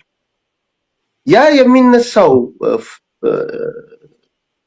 ፎቶግራፍ ብዙ ኢንፎርሜሽን ይዞ ነው። የሰው ንቅናቄ፣ የወታደራዊ ኃይል ብረት ለበስ ነገር ወይ መኪኖች አሉ ወይ የሚሉትን ነገሮች ነው። ግን ደግሞ ሞር የሚጠሩት ነገሮች አሉ። እንዴት ነው ሞር የሚጠሩት? አሁን ለምሳሌ ስልክ ብዙ ስልኮች አንድ ስልክም ከተከፈተ ሬዲዮ ፍሪኩዌንሲ ኤሚኔት ስለሚያደርግ አንዱ ካራክተሯ ድሮኗ ይሄንን ነው። ሬዲዮ ፍሪኩዌንሲ ዲቴክት ታደርጋለች፣ ንቅናቄን ዲቴክት ታደርጋለች፣ ከሰው ላይ የሚመጣው የተፈጥሮ ሙቀትን ጂኦተርማል እንትን ሁሉ ዲቴክት ታደርጋለች። ስለዚህ ከነዚህ ነው ከዚህ በፊት የምንነጋገር የነበረው ስልክ አትክፈቱ። ከከፈታችሁ ከቤዝ ኤሪያ ውጭ ሆናችሁ ተመልሳችሁ ቤዝ ስትገቡ አጥፉ። እንደውም አንዳንድ ጊዜ እነዛ ከዚህ አይነት ጥቃት አደጋ ለመከላከል አንዱ መንገድ ቀደም ሲል ፕሮፌሰር ግርማ ያስታውሳል፣ አብረን የሰጠናቸው ሊትሬቸሮች አሉ። ካሞፍላጅ መስራት ምን አይነት ዲሲቪንግ የአሮጌ ስልኮችን ፈጥሮ ኤሌክትሮኒክ እንትን ጀምሮ በርቀት ከቤዝ ውጪ እነዛ እንዲሰሩ ኦን እንዲሆኑ ኤሌክትሮማግኔቲክ እንትን ኤሚኔት እንዲያደርጉ። ስለዚህ ድሮኗ ያን ያህል ሰው አይደለችም፣ ስማርት አይደለችም። ያንን እንትን የጠላት እንትን ነው ብላ እዛ ላይ ያንን መሳሪያ አርከፍክፋ ትሄዳለች። ስለዚህ ወገን ይድናል ማለት ነው። ስለዚህ ይህንን ስልክ በተቻለ መጠን በተለይ በቤዝ ኤሪያ ላይ ትልቅ ሃይ ካሽ ያለበት የሰውም ሆነ የእንትን የመሳሪያ አለመጠቀም፣ ከተጠቀሙ በውጭ ወጥቶ ከክልል ውጭ ከዛ በኋላ ደግሞ ማጥፋት። ይሄ ብዙ ጊዜ ተናግረናል። ይሄ አንዱ ነው። ሁለተኛ ደግሞ ስልካቸውን ከነዚህ የኢትዮጵያ ስልክ ከሆነ የሚጠቀሙት በሚጠቀሙ ሰዓት እነሱ ከፍተን እንዘጋዋለን ሊሉ ይችላሉ። ተጠቅመን ወዲያው እናጠፋዋለን። ሞመንት ሲከፍቱት ይሄ ታወሩ የቴሌኮም ታወሩ ሬጅስተር ያደርገዋል። ያንን ስልክ ከየት እንደመጣ ሬጅስተር ያደርገውና ከዛ ሬጅስተር ካደረገው ላይ ቴሌኮሙኒኬሽን ውስጥ ያሉት ባለሙያዎች ከወታደሩ ደህንነት ጋር በመቀናጀት ምን ያደርጋሉ? ያ ስልክ ከየት እንደመጣ ትራንጉሌሽን የሚባል ካልኩሌሽን አለና ማፕ ያደርጉታል። እቺ ስልክ የመጣቸው እዚህ ነች ብሎ ፒንፖይንት ያደርጉታል። ይሄ ያጋልጣቸዋል። ሶስተኛው ደግሞ ፎቶግራፍ፣ ቪዲዮ ጭምር ሰራዊቱ ሲሄድ የፋኖ መሪ አርበኞች ሲናገሩ ይልካሉ። ከዛ እኮ ተነስቶ ከዛ ፒክቸር ላይ ተነስቶ በዚህ በአዲሱ የጂኦስፓሻል እንትን እኔ ብዙም አላውቀው ካልኩሌት አድርገው ያ ቦታ የት እንደሆነ ማወቅ ይቻላል። ፒንፖይንት ይደረጋል እንበል። አንዴ ከአንድ ፋኖ ጋር ስንነጋገር ድሮ ነው 50 ኪሎ ሜትር እኮ ሌሊቱን እንጓዛለን አለ። ይህ ሁሉ እኮ በካልኩሌሽን ውስጥ ይገባል። እዚህ ቦታ ላይ ዛሬ የተነሱት ፎቶግራፍ ከወጣ 50 ኪሎ ሜትር 60 ኪሎ ሜትር ቢሄዱ ከዚህ ዳያሜትር ውስጥ አይወጡም እና ካልኩሌት ተደርጎ ፕሮባቢሊቲ የት ጋር እንዳሉ ያጋልጣቸዋል። ከነዚህ ሁሉ መቆጠብ አለባቸው። የፎን ኢንተርቪው፣ የስልክ ኢንተርቪው በሚሰጡበት ሰዓት ባክግራውንዱን የማያሳይ ባክግራውንዱ የተፈጥሮ እንትኑን የደበቀ የሸፈነ መሆን አለበት። ተፈጥሮ ቴሬኑን አታሳዩ። ይሄ ነው እንግዲህ። ሌላውም በኋላ እንመጣበታለን። መልካም ኢንጂነር ግርማ ጨምርልን እስኪ። እሺ ትንግርቱ። ኦኬ አሁን የነገረን ስለ እነዚህ ባይራክታር ምናምን የሚሰሩበትን ነው። አሁን ያልካቸው ስፎርሞቹ ግን እነዚህ ማቭሪክ የሚባሉት በተለይ ዩክሬን ላይ በጣም በብዛት አሁን ዋጋቸው 600፣ 400፣ 550 ዶላርም የሚሸጡ አሉ። በጣም እንግዲህ አሁን እንትን እንዳልከው ለሌሎች አገልግሎቶች ተሰርተው በኋላ ላይ ግን ወደዚህ አገልግሎት ስትሪክትሊ እነዚህን ወደ ወታደራዊ አገልግሎት መጠቀም አይፈቀድም ይላሉ የሚያመርቱት ሀገራት። ግን እንደዛ እያደረጉ እየተጠቀሟቸው ነው። በተለይ ዩክሬን ላይ በብዛት ሲጠቀሙ እየተመለከትን ያለ ነው። አሁን ያልካቸው እነዚህ በአጫጭር ሬንጅ የሚሰሩ ናቸው። ቅድምም እንዳልከው ግራውንድ ስቴሽን አይፈልጉም ብለሃል እና እንደነዚህ አይነቶቹ በጣም አሁን እንግዲህ አብይ አህመድ ሀገር ውስጥ አጥፍቶ ጠፊ ድሮኖች እያለ በተደጋጋሚ የሚዝትባቸውም እና እንትን የሚልባቸውም ናቸው። ለኤስአርኤፍም በዚህ በአሶሳ በኩል እንዲገባ እየተደረገ ያለው እንደዛ አይነት ድሮን እንደሆነ ነው እየሰማን ያለ ነው በብዛት ማለት ነው። እነሱስ እንዴት ነው ኦፕሬት የሚያደርጉት? አሁን ቅድም የነገርከኝ ለረጅም ሰዓት ሰርቬላንስ የሚሰሩ ረጅም ሰዓት አየር ላይ ሆነው በርቀት ካሜራን በመጠቀም ቅድም እንዳልከው ሞሽንን ዲቴክት እያደረጉ በተለያየ መንገድ የሚሰሩ አሉ። እነሱ በተወሰነ መንገድ ዋጋቸውም ውድ ነው። ስምሪታቸውም ቅድም እንዳልከው ሰፊ የሚባል ስምሪት ለመስጠት አዳጋች ነው ካለው አቅም አንጻር ያገዛዝ። ግን ደግሞ ሌሎቹ አሁን ሪሰንትሊ መጠቀም የጀመራቸው እነሱ እንዴት ነው የሚሰሩት የሚለውን ነገር እንደው ብትነግረን ተጨማሪ እዛ ላይም ማለት ነው። ምናልባት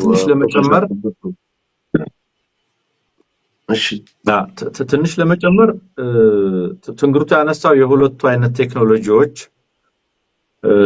ልዩነት ታርጌት ሊመቱ የሚችሉበት አማራጭ ምን ያለ ነው? የቅድሙ አለ በተለያየ ሲግናል እየወሰደ ጥቃት የሚፈጽመው አለ። ግን እዚሁ ሲግናሉ ላይ ተጨማሪ ነገር እንድትጨምሩ ነው በሁለቱ ቴክኖሎጂዎች ላይ። ግን ለምሳሌ አስተኳሽ አለ፣ ኦፒ አለ ይባላል።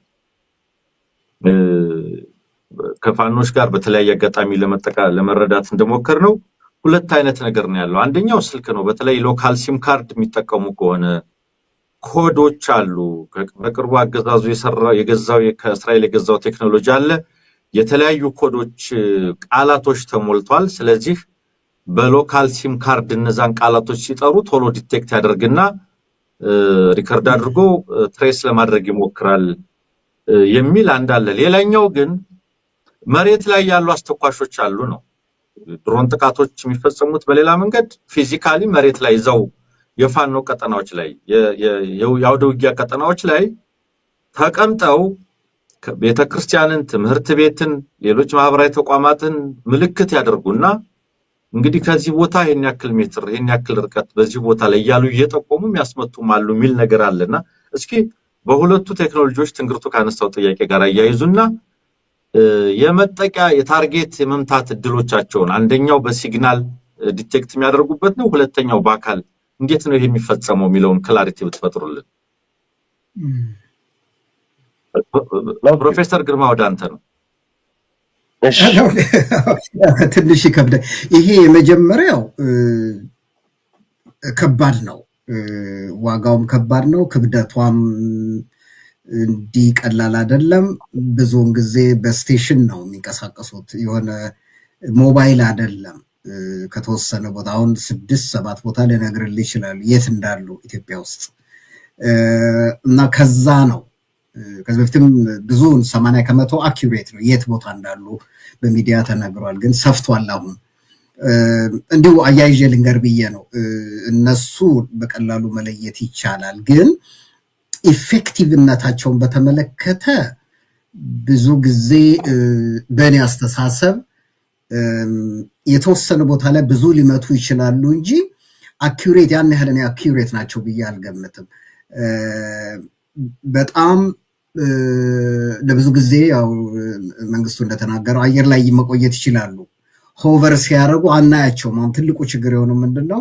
በብዙ ኪሎ ሜትር አየር ላይ አልቲቲዩድ ላይ ወጥተው ነው የሚሰልሉት። እስከ 22 ሰዓት መሰለኝ አይደል መቆየት የሚችሉት። እስከ 22 ሰዓት 20 እስከ 22 ሰዓት ይቆዩና ብዙ ሪኮኔሳንስ የሚለው ሰርቬይለንሱ ሰርተው ይሄዳሉ እና ብዙ ኮስቲ ናቸው። እነዚህ ግን ሁለተኛው ቫሪያንት ምንድነው? አነስ ያሉ ናቸው፣ ብዛት አላቸው። ሰው ገባበት። አሁን ችግሯ ፊት አንማንድ ነው። አሁንም አንማንድ ነው። አሁኑ አዲሱ ርካሽ የሚባሉትም ግን በቀላሉ እዛው ወዳጆቻችን ፋኖ ያለበት አቅራቢያ ጋር ግለሰቦች የተወሰኑ መሳሪያቸውን ይዘው እንደ ቅድም መንግስቱ እንደጠቀሰው ኮምፒውተር፣ አይፓድ ብዙ ኢንተርኔት በማያስፈልጋቸው መሳሪያዎች በጥቂት ኪሎ ሜትር ሊመቱ ይችላሉ። ግን እነሱን መከላከል የሚቻልበት ደግሞ በጣም ሰፊ ነው። ወደኋላ ላይ መከላከል ያልከውን ወደ በኋላ ላላችሁም እሱን ማለት አሁን ይሄ እንትን አለበት። አሁን እነሱ እኔ እንትን የምለው ለምሳሌ ይሄ ፌክ ጂፒኤስ ሲግናሎች አሉ።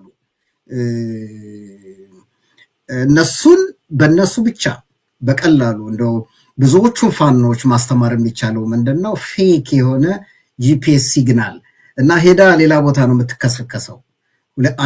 ሁለተኛ ቫሪያንቱም ኢቭን የመጀመሪያው ቫሪያንትም ይከሰከሳል። እሱን ፌል ጂፒኤስ ሲግናል መላክ ቀላል አይደለም። ያው ትንሽ ትሬኒንግ ይጠይቃል።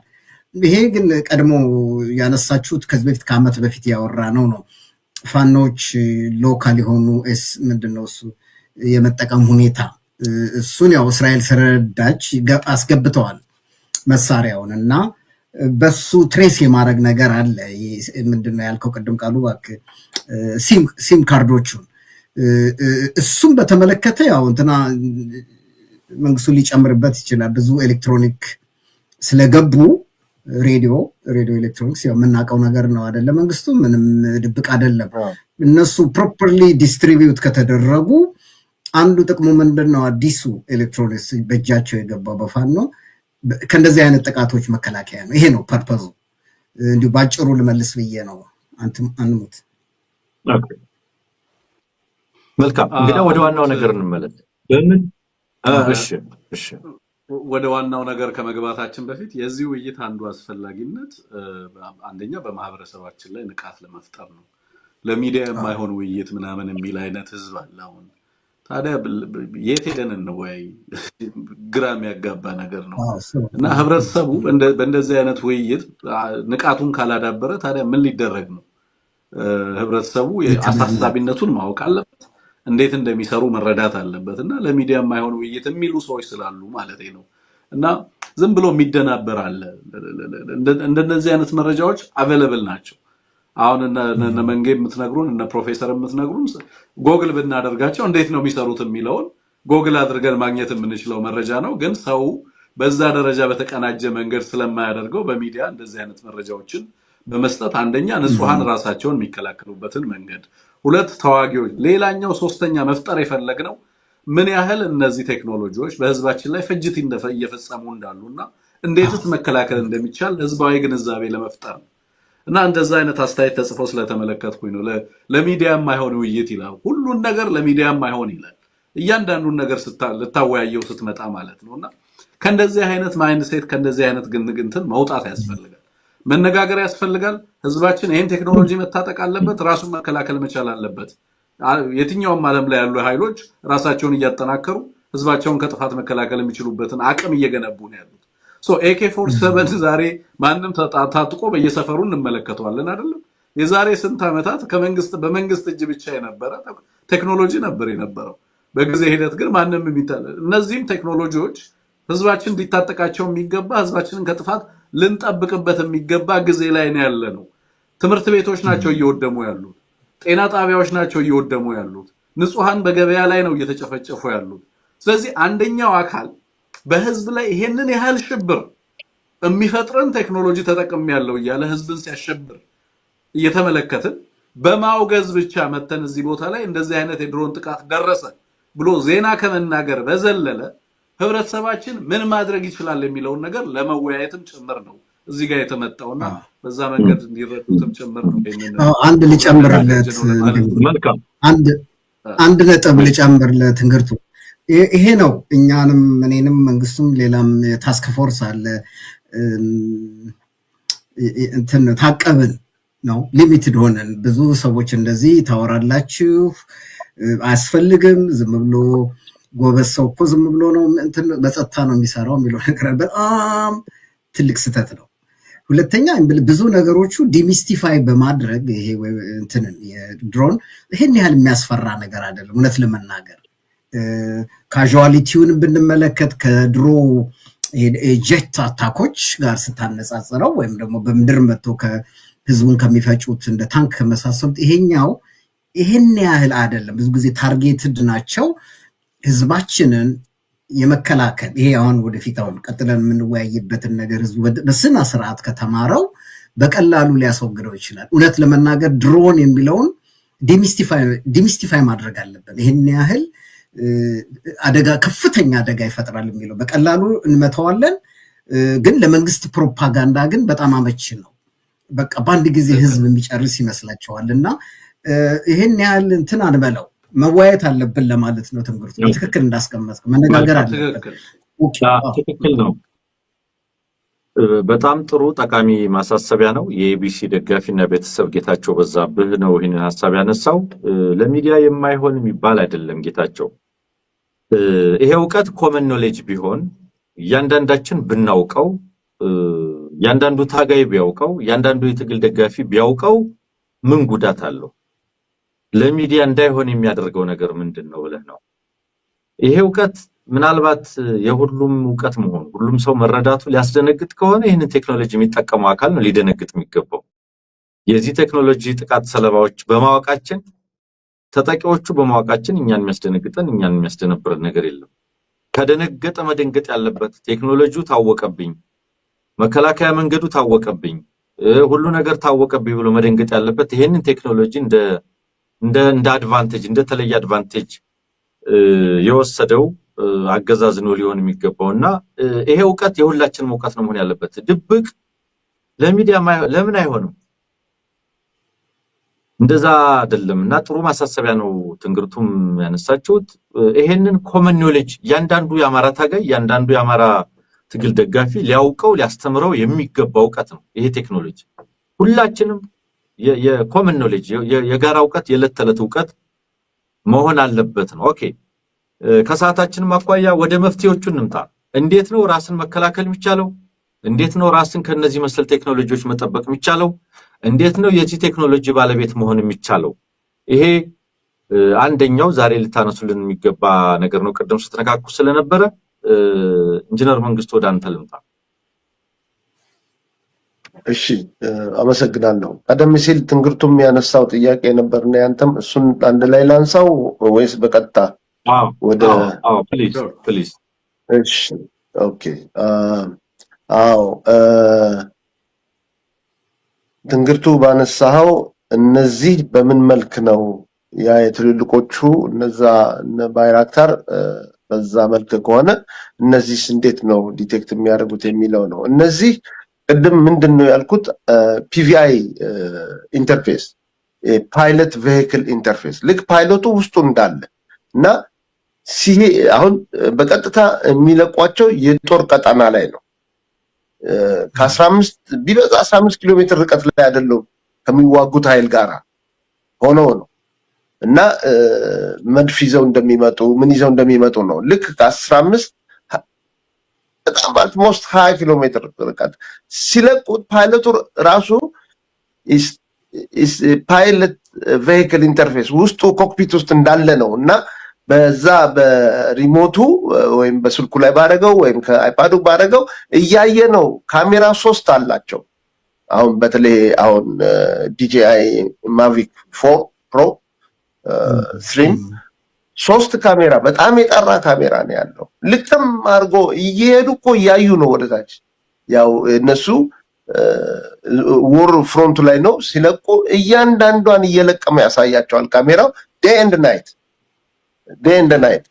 የሂት ተርባልም ሴንሰር አለው የሙቀትም በማታም ክሊር አድርጎ ያሳያል በቀንም እና እያየ ነው አታክ የሚያደርገው እና ለነዚህ መከላከያው ድንገት ለምሳሌ ኦፕሬሽን ላይ ያለ ሊመጡ ይችላል። ብዙ ጊዜ የሚልኳቸውም ኦፕሬሽን ላይ ሜዳ ላይ ነው፣ ውጊያ ቀጠና ላይ ነው።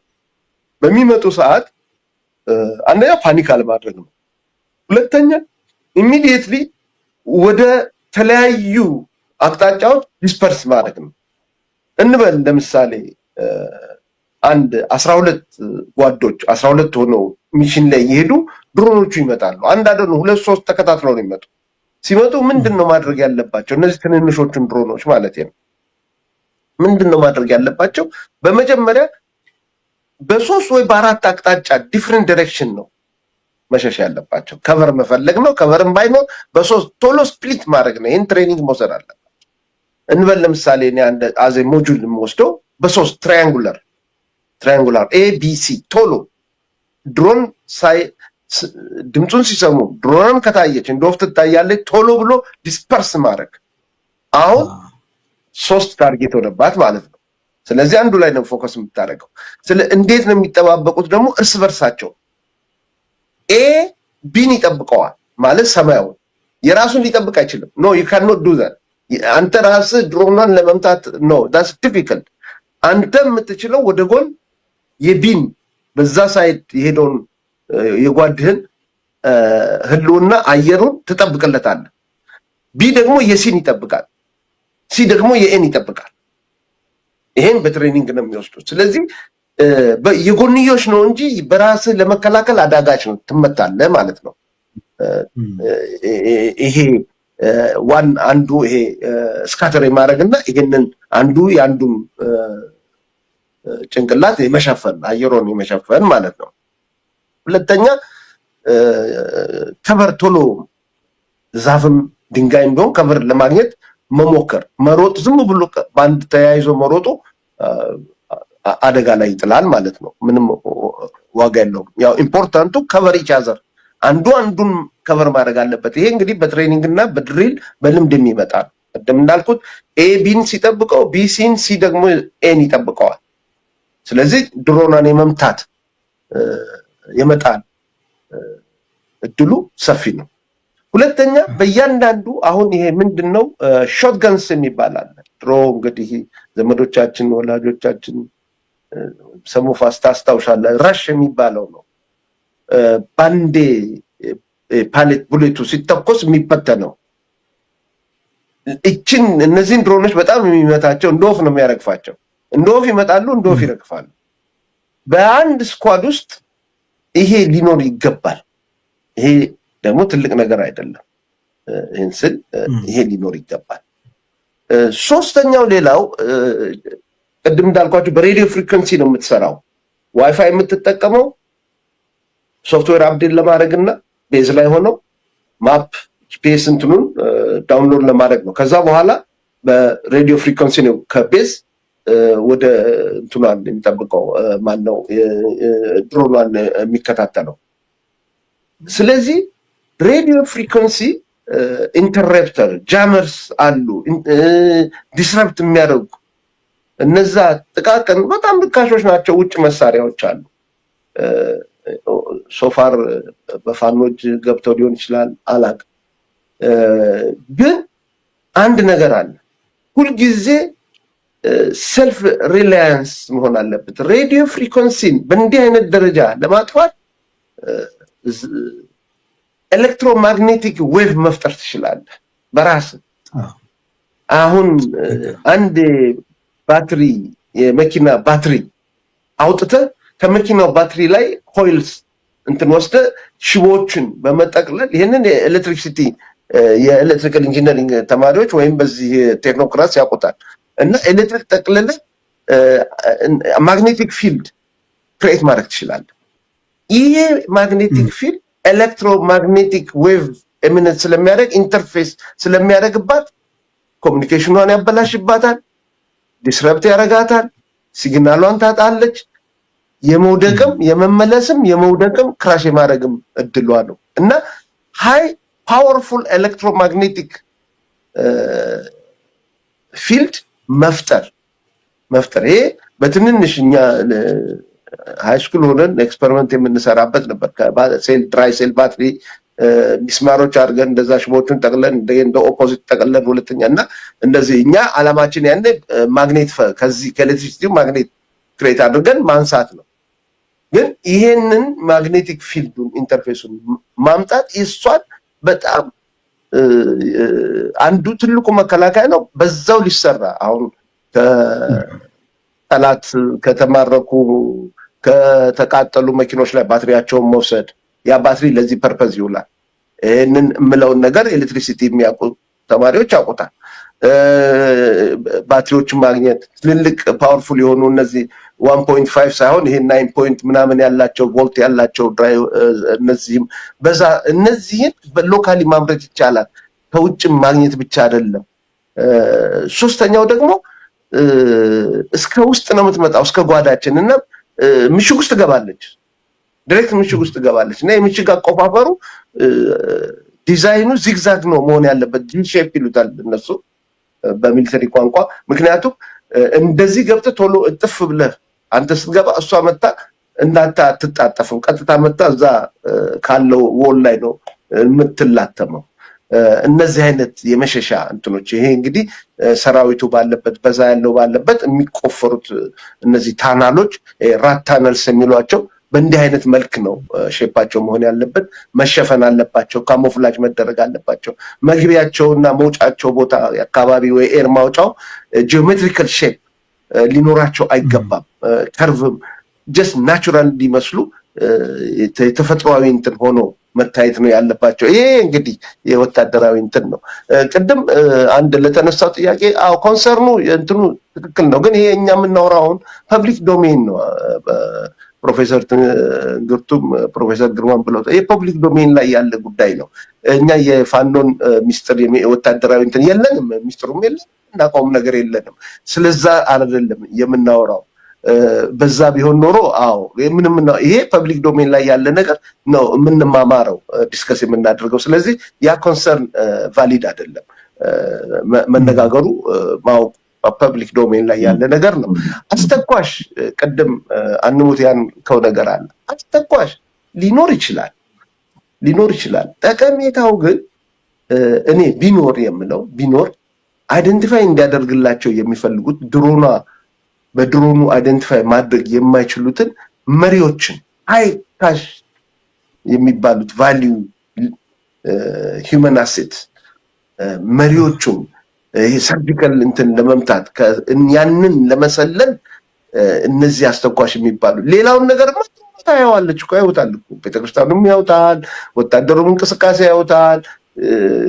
ዳይኖዊት ያን ኢንፎርሜሽን ይዘው ነው የሚመጡት። ግን ማን ነው እዚህ ያለው ገሌ ከየት ነው? በተለይ መሪዎቹ ራሳቸው የሚጠብቁ ከሆነ ካሞፍላጅ የሚያደርጉ ከሆነ በተለይ አሁን ብዙ ነገሮች ጨርቆች ልብሶች አሉ የሚሸፈኑ ራስን ስትሸፍን ራስ ከዛ ከተርማል እንትን ኢሜጅ ውስጥ የምትወጣበት እነሱ ነገር የሚያደርጉ ከሆነ አያገኟቸው። ግን ይህም ሆኖ የት እንዳሉ ስለማያውቁ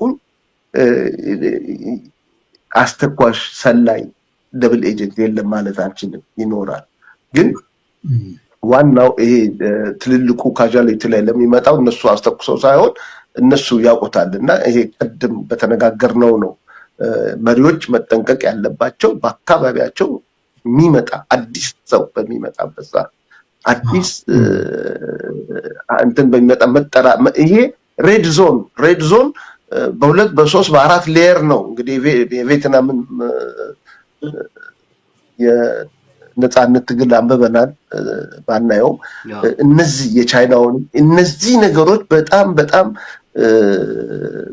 መጠንከር አለባቸው። ያ ቀለበቶች በ3 በ4 በ5 ቀለበቶች እነዚህ ምሽጎች በዛ ደረጃ መሰራት አለበት። ለዚህ ደግሞ ፋኖች የሚገርማቸው ነው በጣም በቂ ከምንገምተው በላይ ችሎታና ትምህርት ያላቸው ወጣቶች ናቸው። መስዋዕትነት የሚከፍሉትም እውቀቱ እኔ የሬዲዮ የሬዲዮ ፍሪኩዌንሲ ኢንጂነሮች አሉ፣ ኤሌክትሪካል ኢንጂነሮች አሉ፣ ሮቦቲክ ኢንጂነሮች አሉ። ይገርማቸዋል እነሱ በዚህ በአራቱም ክፍለ ሀገር ድሮን አንተ ጎጃሜን፣ አንተ ጎንደሬን፣ አንተ ወሎዬን፣ አንተ ሸዋነህ ብሎ አይደለም የሚገልህ፣ አንተ አማራ ነህ ብሎ ነው የሚገለው። ይሄን ነው ማወቅ ያለበት። በድሮን ጉዳይ ሁሉም አዛን አምብሬላ ሾልደር ቱ ሾልደር ኦል አማራስ ከየትም ቦታ ያለው መተባበርና ራሱ ላይ የሚመጣ እልቂት ስለሆነ መዘጋጀት መደራጀት ማወቅ አለበት። ይኸው ነው። ሌላ ጥያቄ ካለ መልሳለሁ። መልካም ፕሮፌሰር ጨምርበት እስኪ። መከላከያ ላይ ነው ጥሩ አድርጎ ነው መቼም የቴክኖሎጂ ማዋቂ ስለሆነ መንጌ ጥሩ አድርጎ ገልጾታል። እንደው ሲምፕሊፋይ ለማድረግ ሲምፕሊፋይ እንኳን አይደረግም፣ ግን ይሄ ኤሌክትሮኒክ ሜዥሮች የሚባሉትን እና ፊዚካል ኢንተርሰፕሽን ያለው ነጥለን ስና ይሄ ራሱ ሁለቱ ራሱ ብቻ ርዕስ ሊያነጋግረን ይችላል ብዙ ጊዜ። ይሄም ኤሌክትሮኒክስ ሜዥርስ እኔ ብዙ ጊዜ የምወደው ይሄ ከመንግስቱ ጋር ተነጋግረ ይሄ ጂፒኤስ ስፑፊንግ በጣም ቀላል ነው። ስፑፊንግ ይሉታል፣ ያው ማሳሳት ነው፣ አቅጣጫ ማሳት ነው። ላይወድቅ ይችላል እንትኑ ድሮኑ፣ ግን መስመር ማሳት ይቻላል። እና እቺ ቀላል ኤሌክትሮኒክስ የሆነ ካውንተር ሜዥሮች ናቸው። ዝርዝር ውስጥ ቴክኒካሊ ገብተን ምናልባት ሌላ ጊዜ ሌላ አጋጣሚ ልናወራ እንችላለን። የፊዚካል ኢንተርሰፕሽን ግን እሱም ራሱ ለኔ ኤክሳይት ያደርገኛል። ምክንያቱም የላዘር ሲስተሞች አሉ በቀላሉ የምትጠቀምበት፣ እሱን ዴቨሎፕ ልናደርገው እንችላለን የሚቀጥለው ጊዜ ስብሰባ ላይ ከመጣን።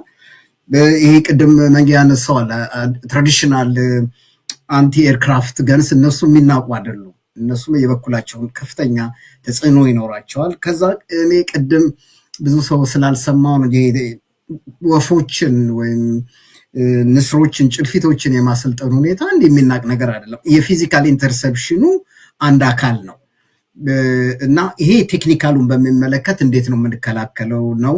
ራዳር ሲስተሞች ያስፈልጉናል፣ ኦዲዮ ዲቴክሽን ያስፈልገናል።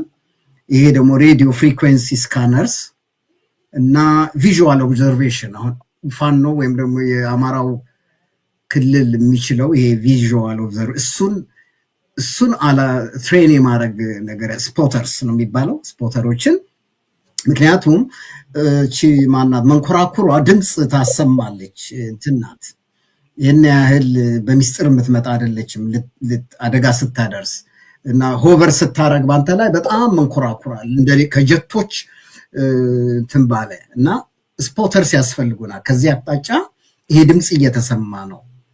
እሱን በጣም በጣም ቪዥዋል ኦብዘርቬሽን የሚያስፈልገን ነገር ነው። ግን አንድ ቀላል ነገር ብዙ ጊዜ ለምንድን ነው ህዝባችን የሚጠቃው ለሚለው ሴፕቴምበር ውስጥ ወይም መስከረም ላይ ነው ወልዳያ ላይ ከፍተኛ ጦርነት ነበር እና ፋኖች መከላከያውን በጣም መተውት ነበረ እና በጣም ሸሽቷል። ብዙ ሰው አልቆበታል። እና አሁን ምንድነው መንግስት ያደረገው? መበቀል ነበረበት። እነሱ ፋኖቹ ቶሎ ብለው አፈገፈጉ። የዚህን ጊዜ እዛ ነዋሪ የሆነው ሰው ነው የሞተው፣ ዘመዶቻችን ማለት ነው። እና ብዙ ሲቪሊያንስ ያለቀው እንግዲህ የቅርብ ጊዜው የዚህ የወልዲያው ነው። እና ምንድን ነው እንደዚህ አይነት መጠንቀቅ ያለብን በጣም የተፋፋመ ጦርነት ሲኖር እና በተለይ መከላከያ እንደተጎዳ ሲያቅ ያ አካባቢን ነው በእንትን ውስጥ የሚከተው እና እንደው ለህብረተሰቡ እንድናሳውቀው ብዬ ነው። ቶሎ የመሸሽ ሁኔታ፣ አንድ ላይ ቤት ውስጥ አለመሆን። ሌላ ከተቻለም በጣም የሚገርማችሁ ቅድም ጠቅሰዋል አደለ? ይሄ ምንድን ነው ሂተር ቴምፕሬቸር ነገር። ድሮም ብዙ ጊዜ የሰውን እንትን ነው የምትወደው አካል ማለት ሙቀት ቴምፕሬቸር ነው አደለ?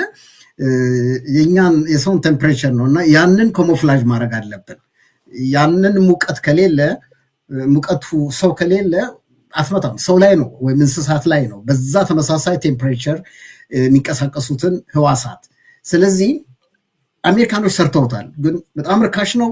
ኢትዮጵያ ውስጥ ማስገባት እንዴት እንደሚቻል የሆነ ያ ምንድን ነበር ያ ልብስ በቀላሉ $5 $10 የሚገዛ አሜሪካኖች የሰሩት አለ እንደ ምን ልበለው ቻይና ርካሽ ሻሽ ነገር ነው፣ እንደ በጣም ስስ ነገር ነው እና የሰውነታችንን ቴምፕሬቸር እንትን ይለዋል፣ ይበትነዋል። ሌላ ግን እኔ የመጣሁበት አንዱ ምንድን ነው በርኖስ አሁን ብዙ ነገር ሊያግዘን ይችላል። በርኖስ ሁሉም በጦርነቱ ባለበት አካባቢ በርኖስ መልበስ ቢችል አይደለም መንግስት ያረምከኝ እንትን ነው የሰውየው ቴምፕሬቸር በሃይፖቴሲስ ቢሞከር ነው እንጂ በርኖሱ አሁን ሙቀቱን ይዞ ያስቀምጣል፣ ሪፍሌክት አያደርግም። ዊ ወር ኖት ሹር። ግን ፋብሪኮች እዛ ያሉ ፋብሪኮች የሰውን ሙቀት እዛው አፍነው ሊያስቀሩ የሚችሉ ፋብሪኮችን ያ እዛው ያሉ ወጣቶቹ ተማሪዎቹ ያንን ቼክ ማድረግ ማየት ጥሩ ነው። ግን ዋናው ትልቁ ካሞፍላጅ ማድረግ ነው። ራስን ከተመሳሳይ አካባቢ ቡና አይነት ከሆነ ቡና አይነት መምሰል፣ አረንጓዴ ከሆነ አረንጓዴ መምሰል። ሙቭመንትም ነው ሙቭመንትም ዲቴክት አደርጋለች እቺ ትልቋ ድሮን ማለት ነው። ባይራክታር ማለት ነው። አሁን በሁለት ነገር ነው የምናወራው እና እንትን እንዳለን እና ሙቭመንትም ሳውንድም ዲቴክት አደርጋለች። የሰው አይንም እንደዚህ ወደ ላይ ብድግ ካደረግ አይሬድ አንዴ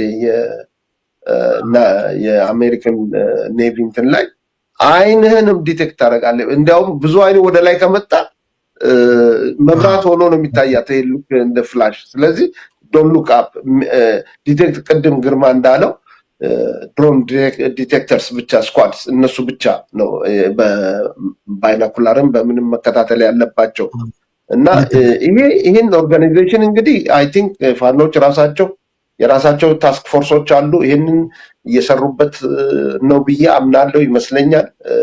ግን በመቶ እርግጠኛ አይደለሁም። ምክንያቱም ገብቷቸዋል ሁሉን ነገር እያወቁ ስለሆነ ወደዛ ገደማ ነው የሄዱት። አሁን እንግዲህ ሌላው ይህ በውጭ የሚገኘው አማራና የአማራ ወዳጆች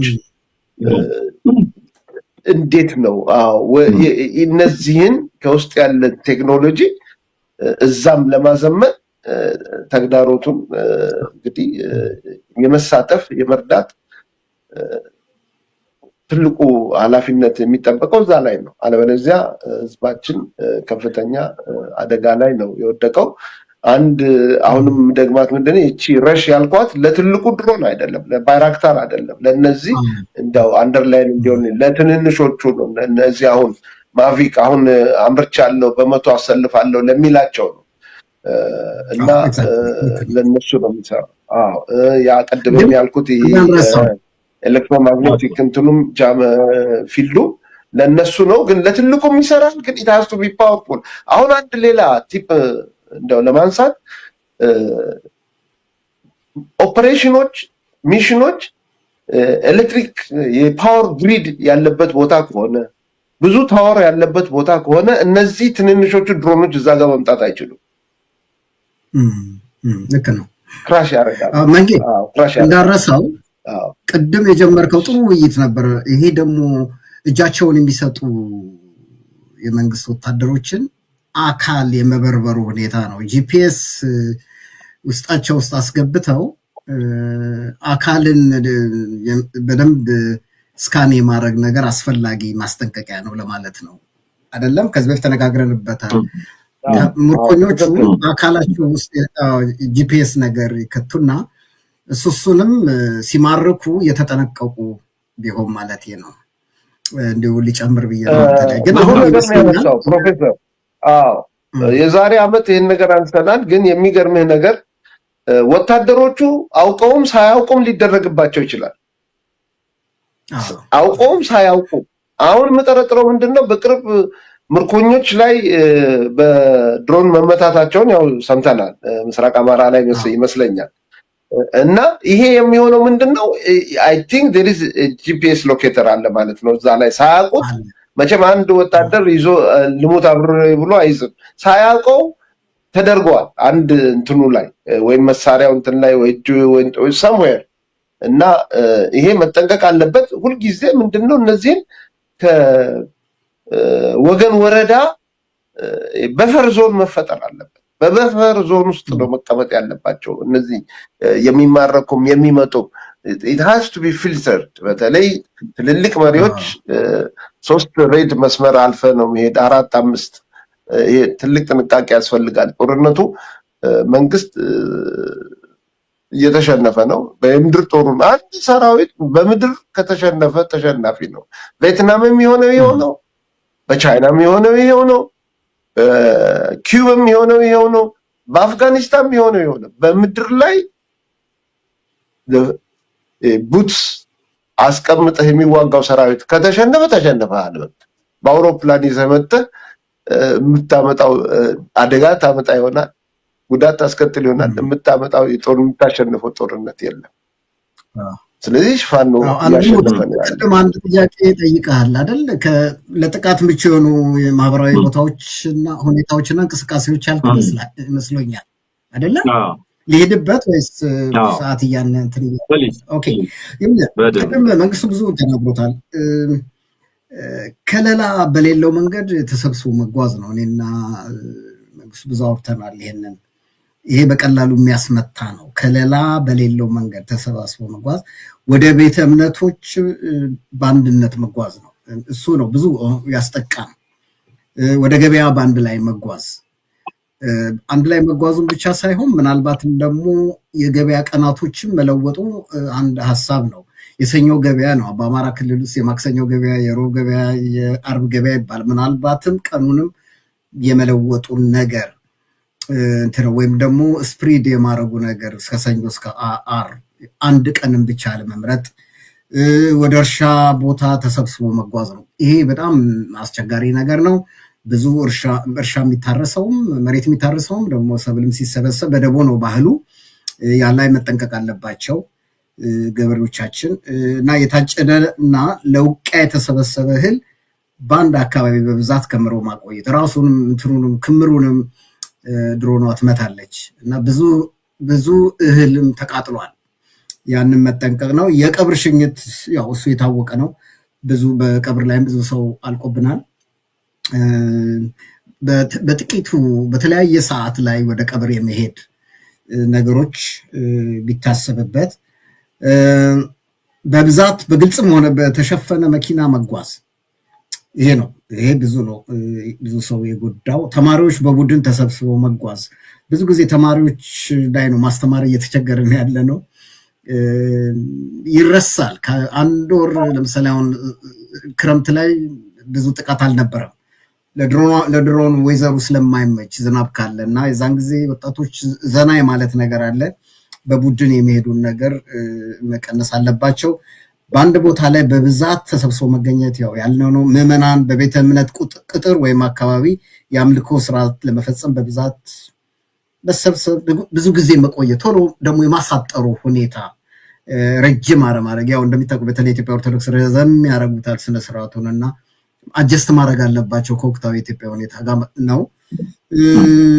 ቀብር ሽኝት ብለነዋል። የሰብል ማሳ ላይ ለእርሻ ለአረም ሰብል ለመሰብሰብ በብዛት መሰማራት የመሳሰሉ፣ በትምህርት ቤቶች በሐኪም ቤቶች ተሰብስቦ መገኘት፣ ለሰርግ በብዛት ተሰብስቦ መገኘት እና ከሩቅ ቅድም ኢንጂነር መንግስቱ ከሩቅ የሚታዩ አልባሳት ለብሰው መሰብሰብ እና ትምህርት ቤት ውስጥ ተማሪዎች ተሰብስበው የመሳሰሉ ነገሮች ናቸው እና ጋዘሪንግ ሰዎች የሚሰባሰቡበትን ቦታ ለይተን እንዴት ነው የምናወጣው ነው እንግዲህ እና ሞር ልናስተምር የምንችለው ወቅታዊ የሆነውን ህዝቡ አኗኗሩ እንዴት ነው። እኔ 30 ዓመት በላይ እዚህ ነው የኖርኩትና አሁን ህዝቡ እንዴት እንደሚኖር አላውቅም። የተለያየ አይነት ጋዘሪንግ እንትን አለው መሰባሰብ እና ያንን ባህል በተመለከተ ያጠናን መሬት ካለው ሁኔታ በተለይ ደግሞ አስተማሪ ነው ብዬ የምገምተው የተመታበት ነው ኢንሲደንቶችን መሰብሰብ ነው። በዛ ያ ኢንሲደንት ሰዎች ምን እየሰሩ ነበረ የሚለውን የመሬት አሁን ምክንያቱም እኔን መንግስቱም አቅማችን ሙሉ ለሙሉ ያለው ምንድነው ህዝቡን በማስተማር ላይ ነው። ሲቪሊያኑን መከላከል ነው ፕራይመሪሊ ሲቪል ህብረተሰብም ነው። በጥቃትም ስናየው የሞቱትንም ስናይ አብዛኛው ፋኖ ሳይሆን ንጹሃን ናቸው፣ ህፃናቶች ናቸው፣ ሴቶች ናቸው እና እንዴት እነሱን እናግዛቸው ነው። ሰብአዊ ነው በአብዛኛው ስራችን። መልካም አጠቃላይ ጥያቄ ለሁለታችሁም ላቅርብ። እንደናንተ ያለ ምሁር በውጭ ዓለም ያለ ዲያስፖራ በተለያየ መንገድ ይህን ትግል የሚደግፍ አማራ የዚህን የቴክኖሎጂ ጥቃት ለመከላከል እንበለው ለማረም እንበለው ለመታደግ እንበለው ምን ሊያደርግ ይችላል? ማን ምን ያድርግ? የመጨረሻ ሐሳባችሁን ማጠቃለያ ብትሰጡኝ። ከሌላ ጀምር ወይስ ኢንጂነር መንግስቱ አንተ ጋር ፕሮፌሰር ጀምር ማለት ሁለት ዓመት ተኩል አስተምሮናል። እኔና መንግስቴን ያው ብዙ ጊዜ ስለምንጨነቅ ነው ሁለታችንም ድሮን ተጣለ ቁጥር ኢትዮጵያ ውስጥ ማነው ኢትዮጵያ አማራ ክልል ውስጥ ሁሌ እንደዋወልና እንነጋገራለን እና ያ ማለት ሌላው ኢትዮጵያዊ በተለይ ዲያስፖራ ያለው አይቆረቆርም ማለት አይደለም። እጅግ ይቆረቆራሉ፣ የሚናደዱብንም አሉ። በድሮን ላይ እየሰራችሁ እንደሆነ እናውቃለን። በዛ ላይ ስታስተምሩ ሰምተናችኋል። በተደጋጋሚ ጽሁፎቻችሁን አንብበናል። ምን አደረሳችሁት የሚል የሚቆጣም ሰው አለ። ግን ቁጣው የቀናነት ነው ከሚል ነውና እኛ አሁን እንደው ባጭሩ ያንተን ለመመለስ ያደረጃጀት ችግር ነው ይሄንን እንጂ የሚቆረቆር አንድ መቆርቆር፣ ሁለተኛ ደግሞ ኮምፒተንስ። የሚገርማቸው አሜሪካ ብቻ ኤሌክትሪካል ኢንጂነሪንግ በሺዎች ናቸው የሚቆጠሩት ፒኤችዲ ያላቸው እና ብዙ ድጋፍ ለመስጠት ዝግጆች ናቸው። በየትኛውም ዓለም ውስጥ ያለ ባለው አቅም ከገንዘብም ጀምሮ የቴክኒካል እርዳታውን በተለይ ፕራይቬትሊ ስለሆነ እንዴት መግዛት አንቲድሮ መግዛት አቃታችሁ ወይም ድሮ መግዛት አቃታችሁ ወይም ወርክሾፑን መስራት እንዴት አቃታችሁ የሚሉ ነገሮች አሉ ብዙ እና በዛ በኩል እኔ በግል ደረጃ ነው የምለው ዲያስፖራውን ኮርቼበታለሁ።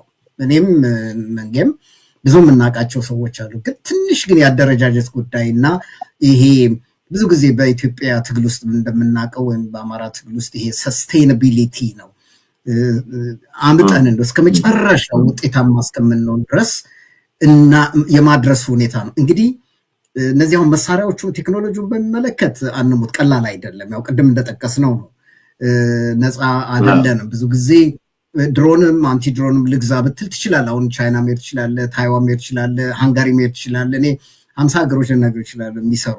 ችግሩ ምንድነው? እናንተ ማናችሁ የሚባል ነገር አለ። ስቴት ቱ ስቴት ነው ብዙ ጊዜ የሚሉት። ግን ያም ሆኖ ግን ሌሎች መንገዶች አሉ እና እኔ በበኩሌ ተስፋ አልቆረጥኩም። ጥሩ ጅምሮች ናቸው። ከአንዳንዱ ከጅምርም አልፈው ዘለቅ ብለዋል። እዚህ ላይ የማንጠቅሳቸዋል። እንግዲህ ምንድነው ምን ገባ የሚለውን ለመናገር ትንሽ ያስቸግራል። ምን ወጣ ምን ገባ። አመሰግናለሁ። እረዳለሁ። በደንብ ገንዘባለሁ ፕሮፌሰር ግርማ። እሺ ምናልባት የመጨረሻ ጥያቄ የመጨረሻ ሐሳብ ከኢንጂነር መንግስቱ ሰምተን አንተ ማጠቃለያውንና ቀጣይ ነገር ትመራዋለህ። ምናልባት ከማን ምን ይጠበቃል? የአደረጃጀት ጥያቄ ብለሃል ፕሮፌሰር ግርማ። እንግዲህ ይህንን እኔ ባለኝ ኮኔክሽን ባለኝ ኮንታክት እናንተ የምትሰሩበት የምታገኙት ነገር እንዳለ ገነዘባለሁ። አደረጃጀት ማለት ይህንን ቴክኖሎጂ መከላከል፣ ማምረት፣ መጠቀም በተመለከተ አንድ ሴንትራላይዝድ የሆነ ማዕከል የሚፈልግ ይመስለኛል። በውስጥም በውጭም እንግዲህ ከፋኖ ኃይሎች ጋር መነጋገር ባለብን ደረጃ መነጋገር ይኖርብናል። ኤቢሲ ቴሌቪዥን ይህን ኢኒሼቲቭ ወስዶ እንዲሰራ በተለይ ትንግርቱ ላይ ጫና ሲደረግ ነበረ። ብዙ ፕሮግራም አንስቷል፣ ብዙ ነገር አንስቷል። ፈንድሬዝ አድርግ እየተባለ ብዙ ሲጨቀጨቅ ነበርና ዞሮ ዞሮ እንኳን እናንተ ኖራችሁ መሬት ላይ ምን መተጋገዝ ይቻላል የሚለውን መነጋገር ይቻላል። በአጠቃላይ ኢንጂነር መንግስቱ ማን ምን ያድርግ ነው የመጨረሻው ጥያቄ። ከማን ምን ይጠበቃል? እሺ በጣም እግዚአብሔር ይስጥልኝ። ጊዜያችሁንም ወስዳችሁ ስላወያያችሁን ምስጋናችን ከፍ ያለ ነው። ከሁሉም አማራ ብዙ ነገር ይጠበቃል። በቂ አይደለም። እስካሁን ውስኖች ናትነታቸውን ትምህርታቸውን ጨርሰውም ቢሆን ሳይጨርሱ ወደ ራሳቸው የግል ኑሯቸው መኖር ሲችሉ የአማራ የህልውና ጉዳይ አማራ ነፃነቱን ካጣ እነሱም ነገ ተነገ ወዲያ ነፃነታቸው እንደሚያጡ ስለገቡ በህይወት ትልቁን እንትን መስዋዕትነት እየከፈሉ በምድር ላይ በአገሪቱ ምድር ላይ በአማራ ፋኖ እየተዋጉ ነው። ይኸው እዚህ ደረጃ ደርሰዋል። 2 ዓመት ባጭር ጊዜ ውስጥ ግን እዛው እንደገና ደግሞ አማሮች ሆነው የአማራ ልጆች ሆነው አባት ሆነው ወንድም ሆነው በመከላከያ ውስጥም ያሉ በአድማ ብተና ውስጥም ያሉ በሚሊሻ ውስጥም ያሉ አማሮች በደንብ ጉዳዩን የሚያስረዳቸው አጥተው እንጂ ሰው በራሱ የራሱን አካል የራሱን እጅ አይቆርጥም። አልተረዱትም። ወያኔ የተከለችው የተንኮል የመከፋፈል ካስማዋ አሁንም ኦነግ ብልጽግና ያንን ይዞ አንድ ላይ ነው የሚሰሩት። እነሱ ለስልጣን ነው የሚጣሉት። አላወቀውም ነገ ወገኑ አማራ ከጠፋ ራሱ እንደሚጠፋ እና ይህንን ከነሱ ብዙ እንጠብቃለን። እነሱ አቋም የጠራ በማንነታቸው የመጣው አደጋ መሆኑን ከተረዱ አንዋጋም ብለው እንኳን ወደ ቤታቸው ቢመለሱ ይሄ መንግስት ነገ ይንኮታኮታል። አሁን እያጋደለ ያለው አማራውን ከአማራ ጋር ነው በአብዛኛው። ስለዚህ ይህን ብልጥ ልንሆን ይገባል። እያለቅን ነው ጎበዝ። በወያኔ ጊዜ 7 ሚሊዮን አማራ አልቋል እኮ አሁን እንደገና እየጨመርንበት ነው። ምን ነካችሁ? አማሮች ከሆናችሁ አማሮች ናችሁ፣ በትውልዳችሁ በቀላችሁ። ይህን ነገር በሰራዊቱም በየትም ያላችሁ ለዚህ ብልጽግና መንግስት የምታገለግሉ አማሮች ንቁ። የመጨረሻው ደወል ይሄ ነው የመጨረሻው። አለዛ ጎርፉ በሁለቱም በኩል እናንተንም ይዟችሁ ነው የሚሄደው። አውቃለሁ መራር ነው መራብ መጠማት፣ አውቃለሁ መራር ነው መራብ መጠማት፣ ሶስቱ አይጸናም እንጂ እንደ መተካት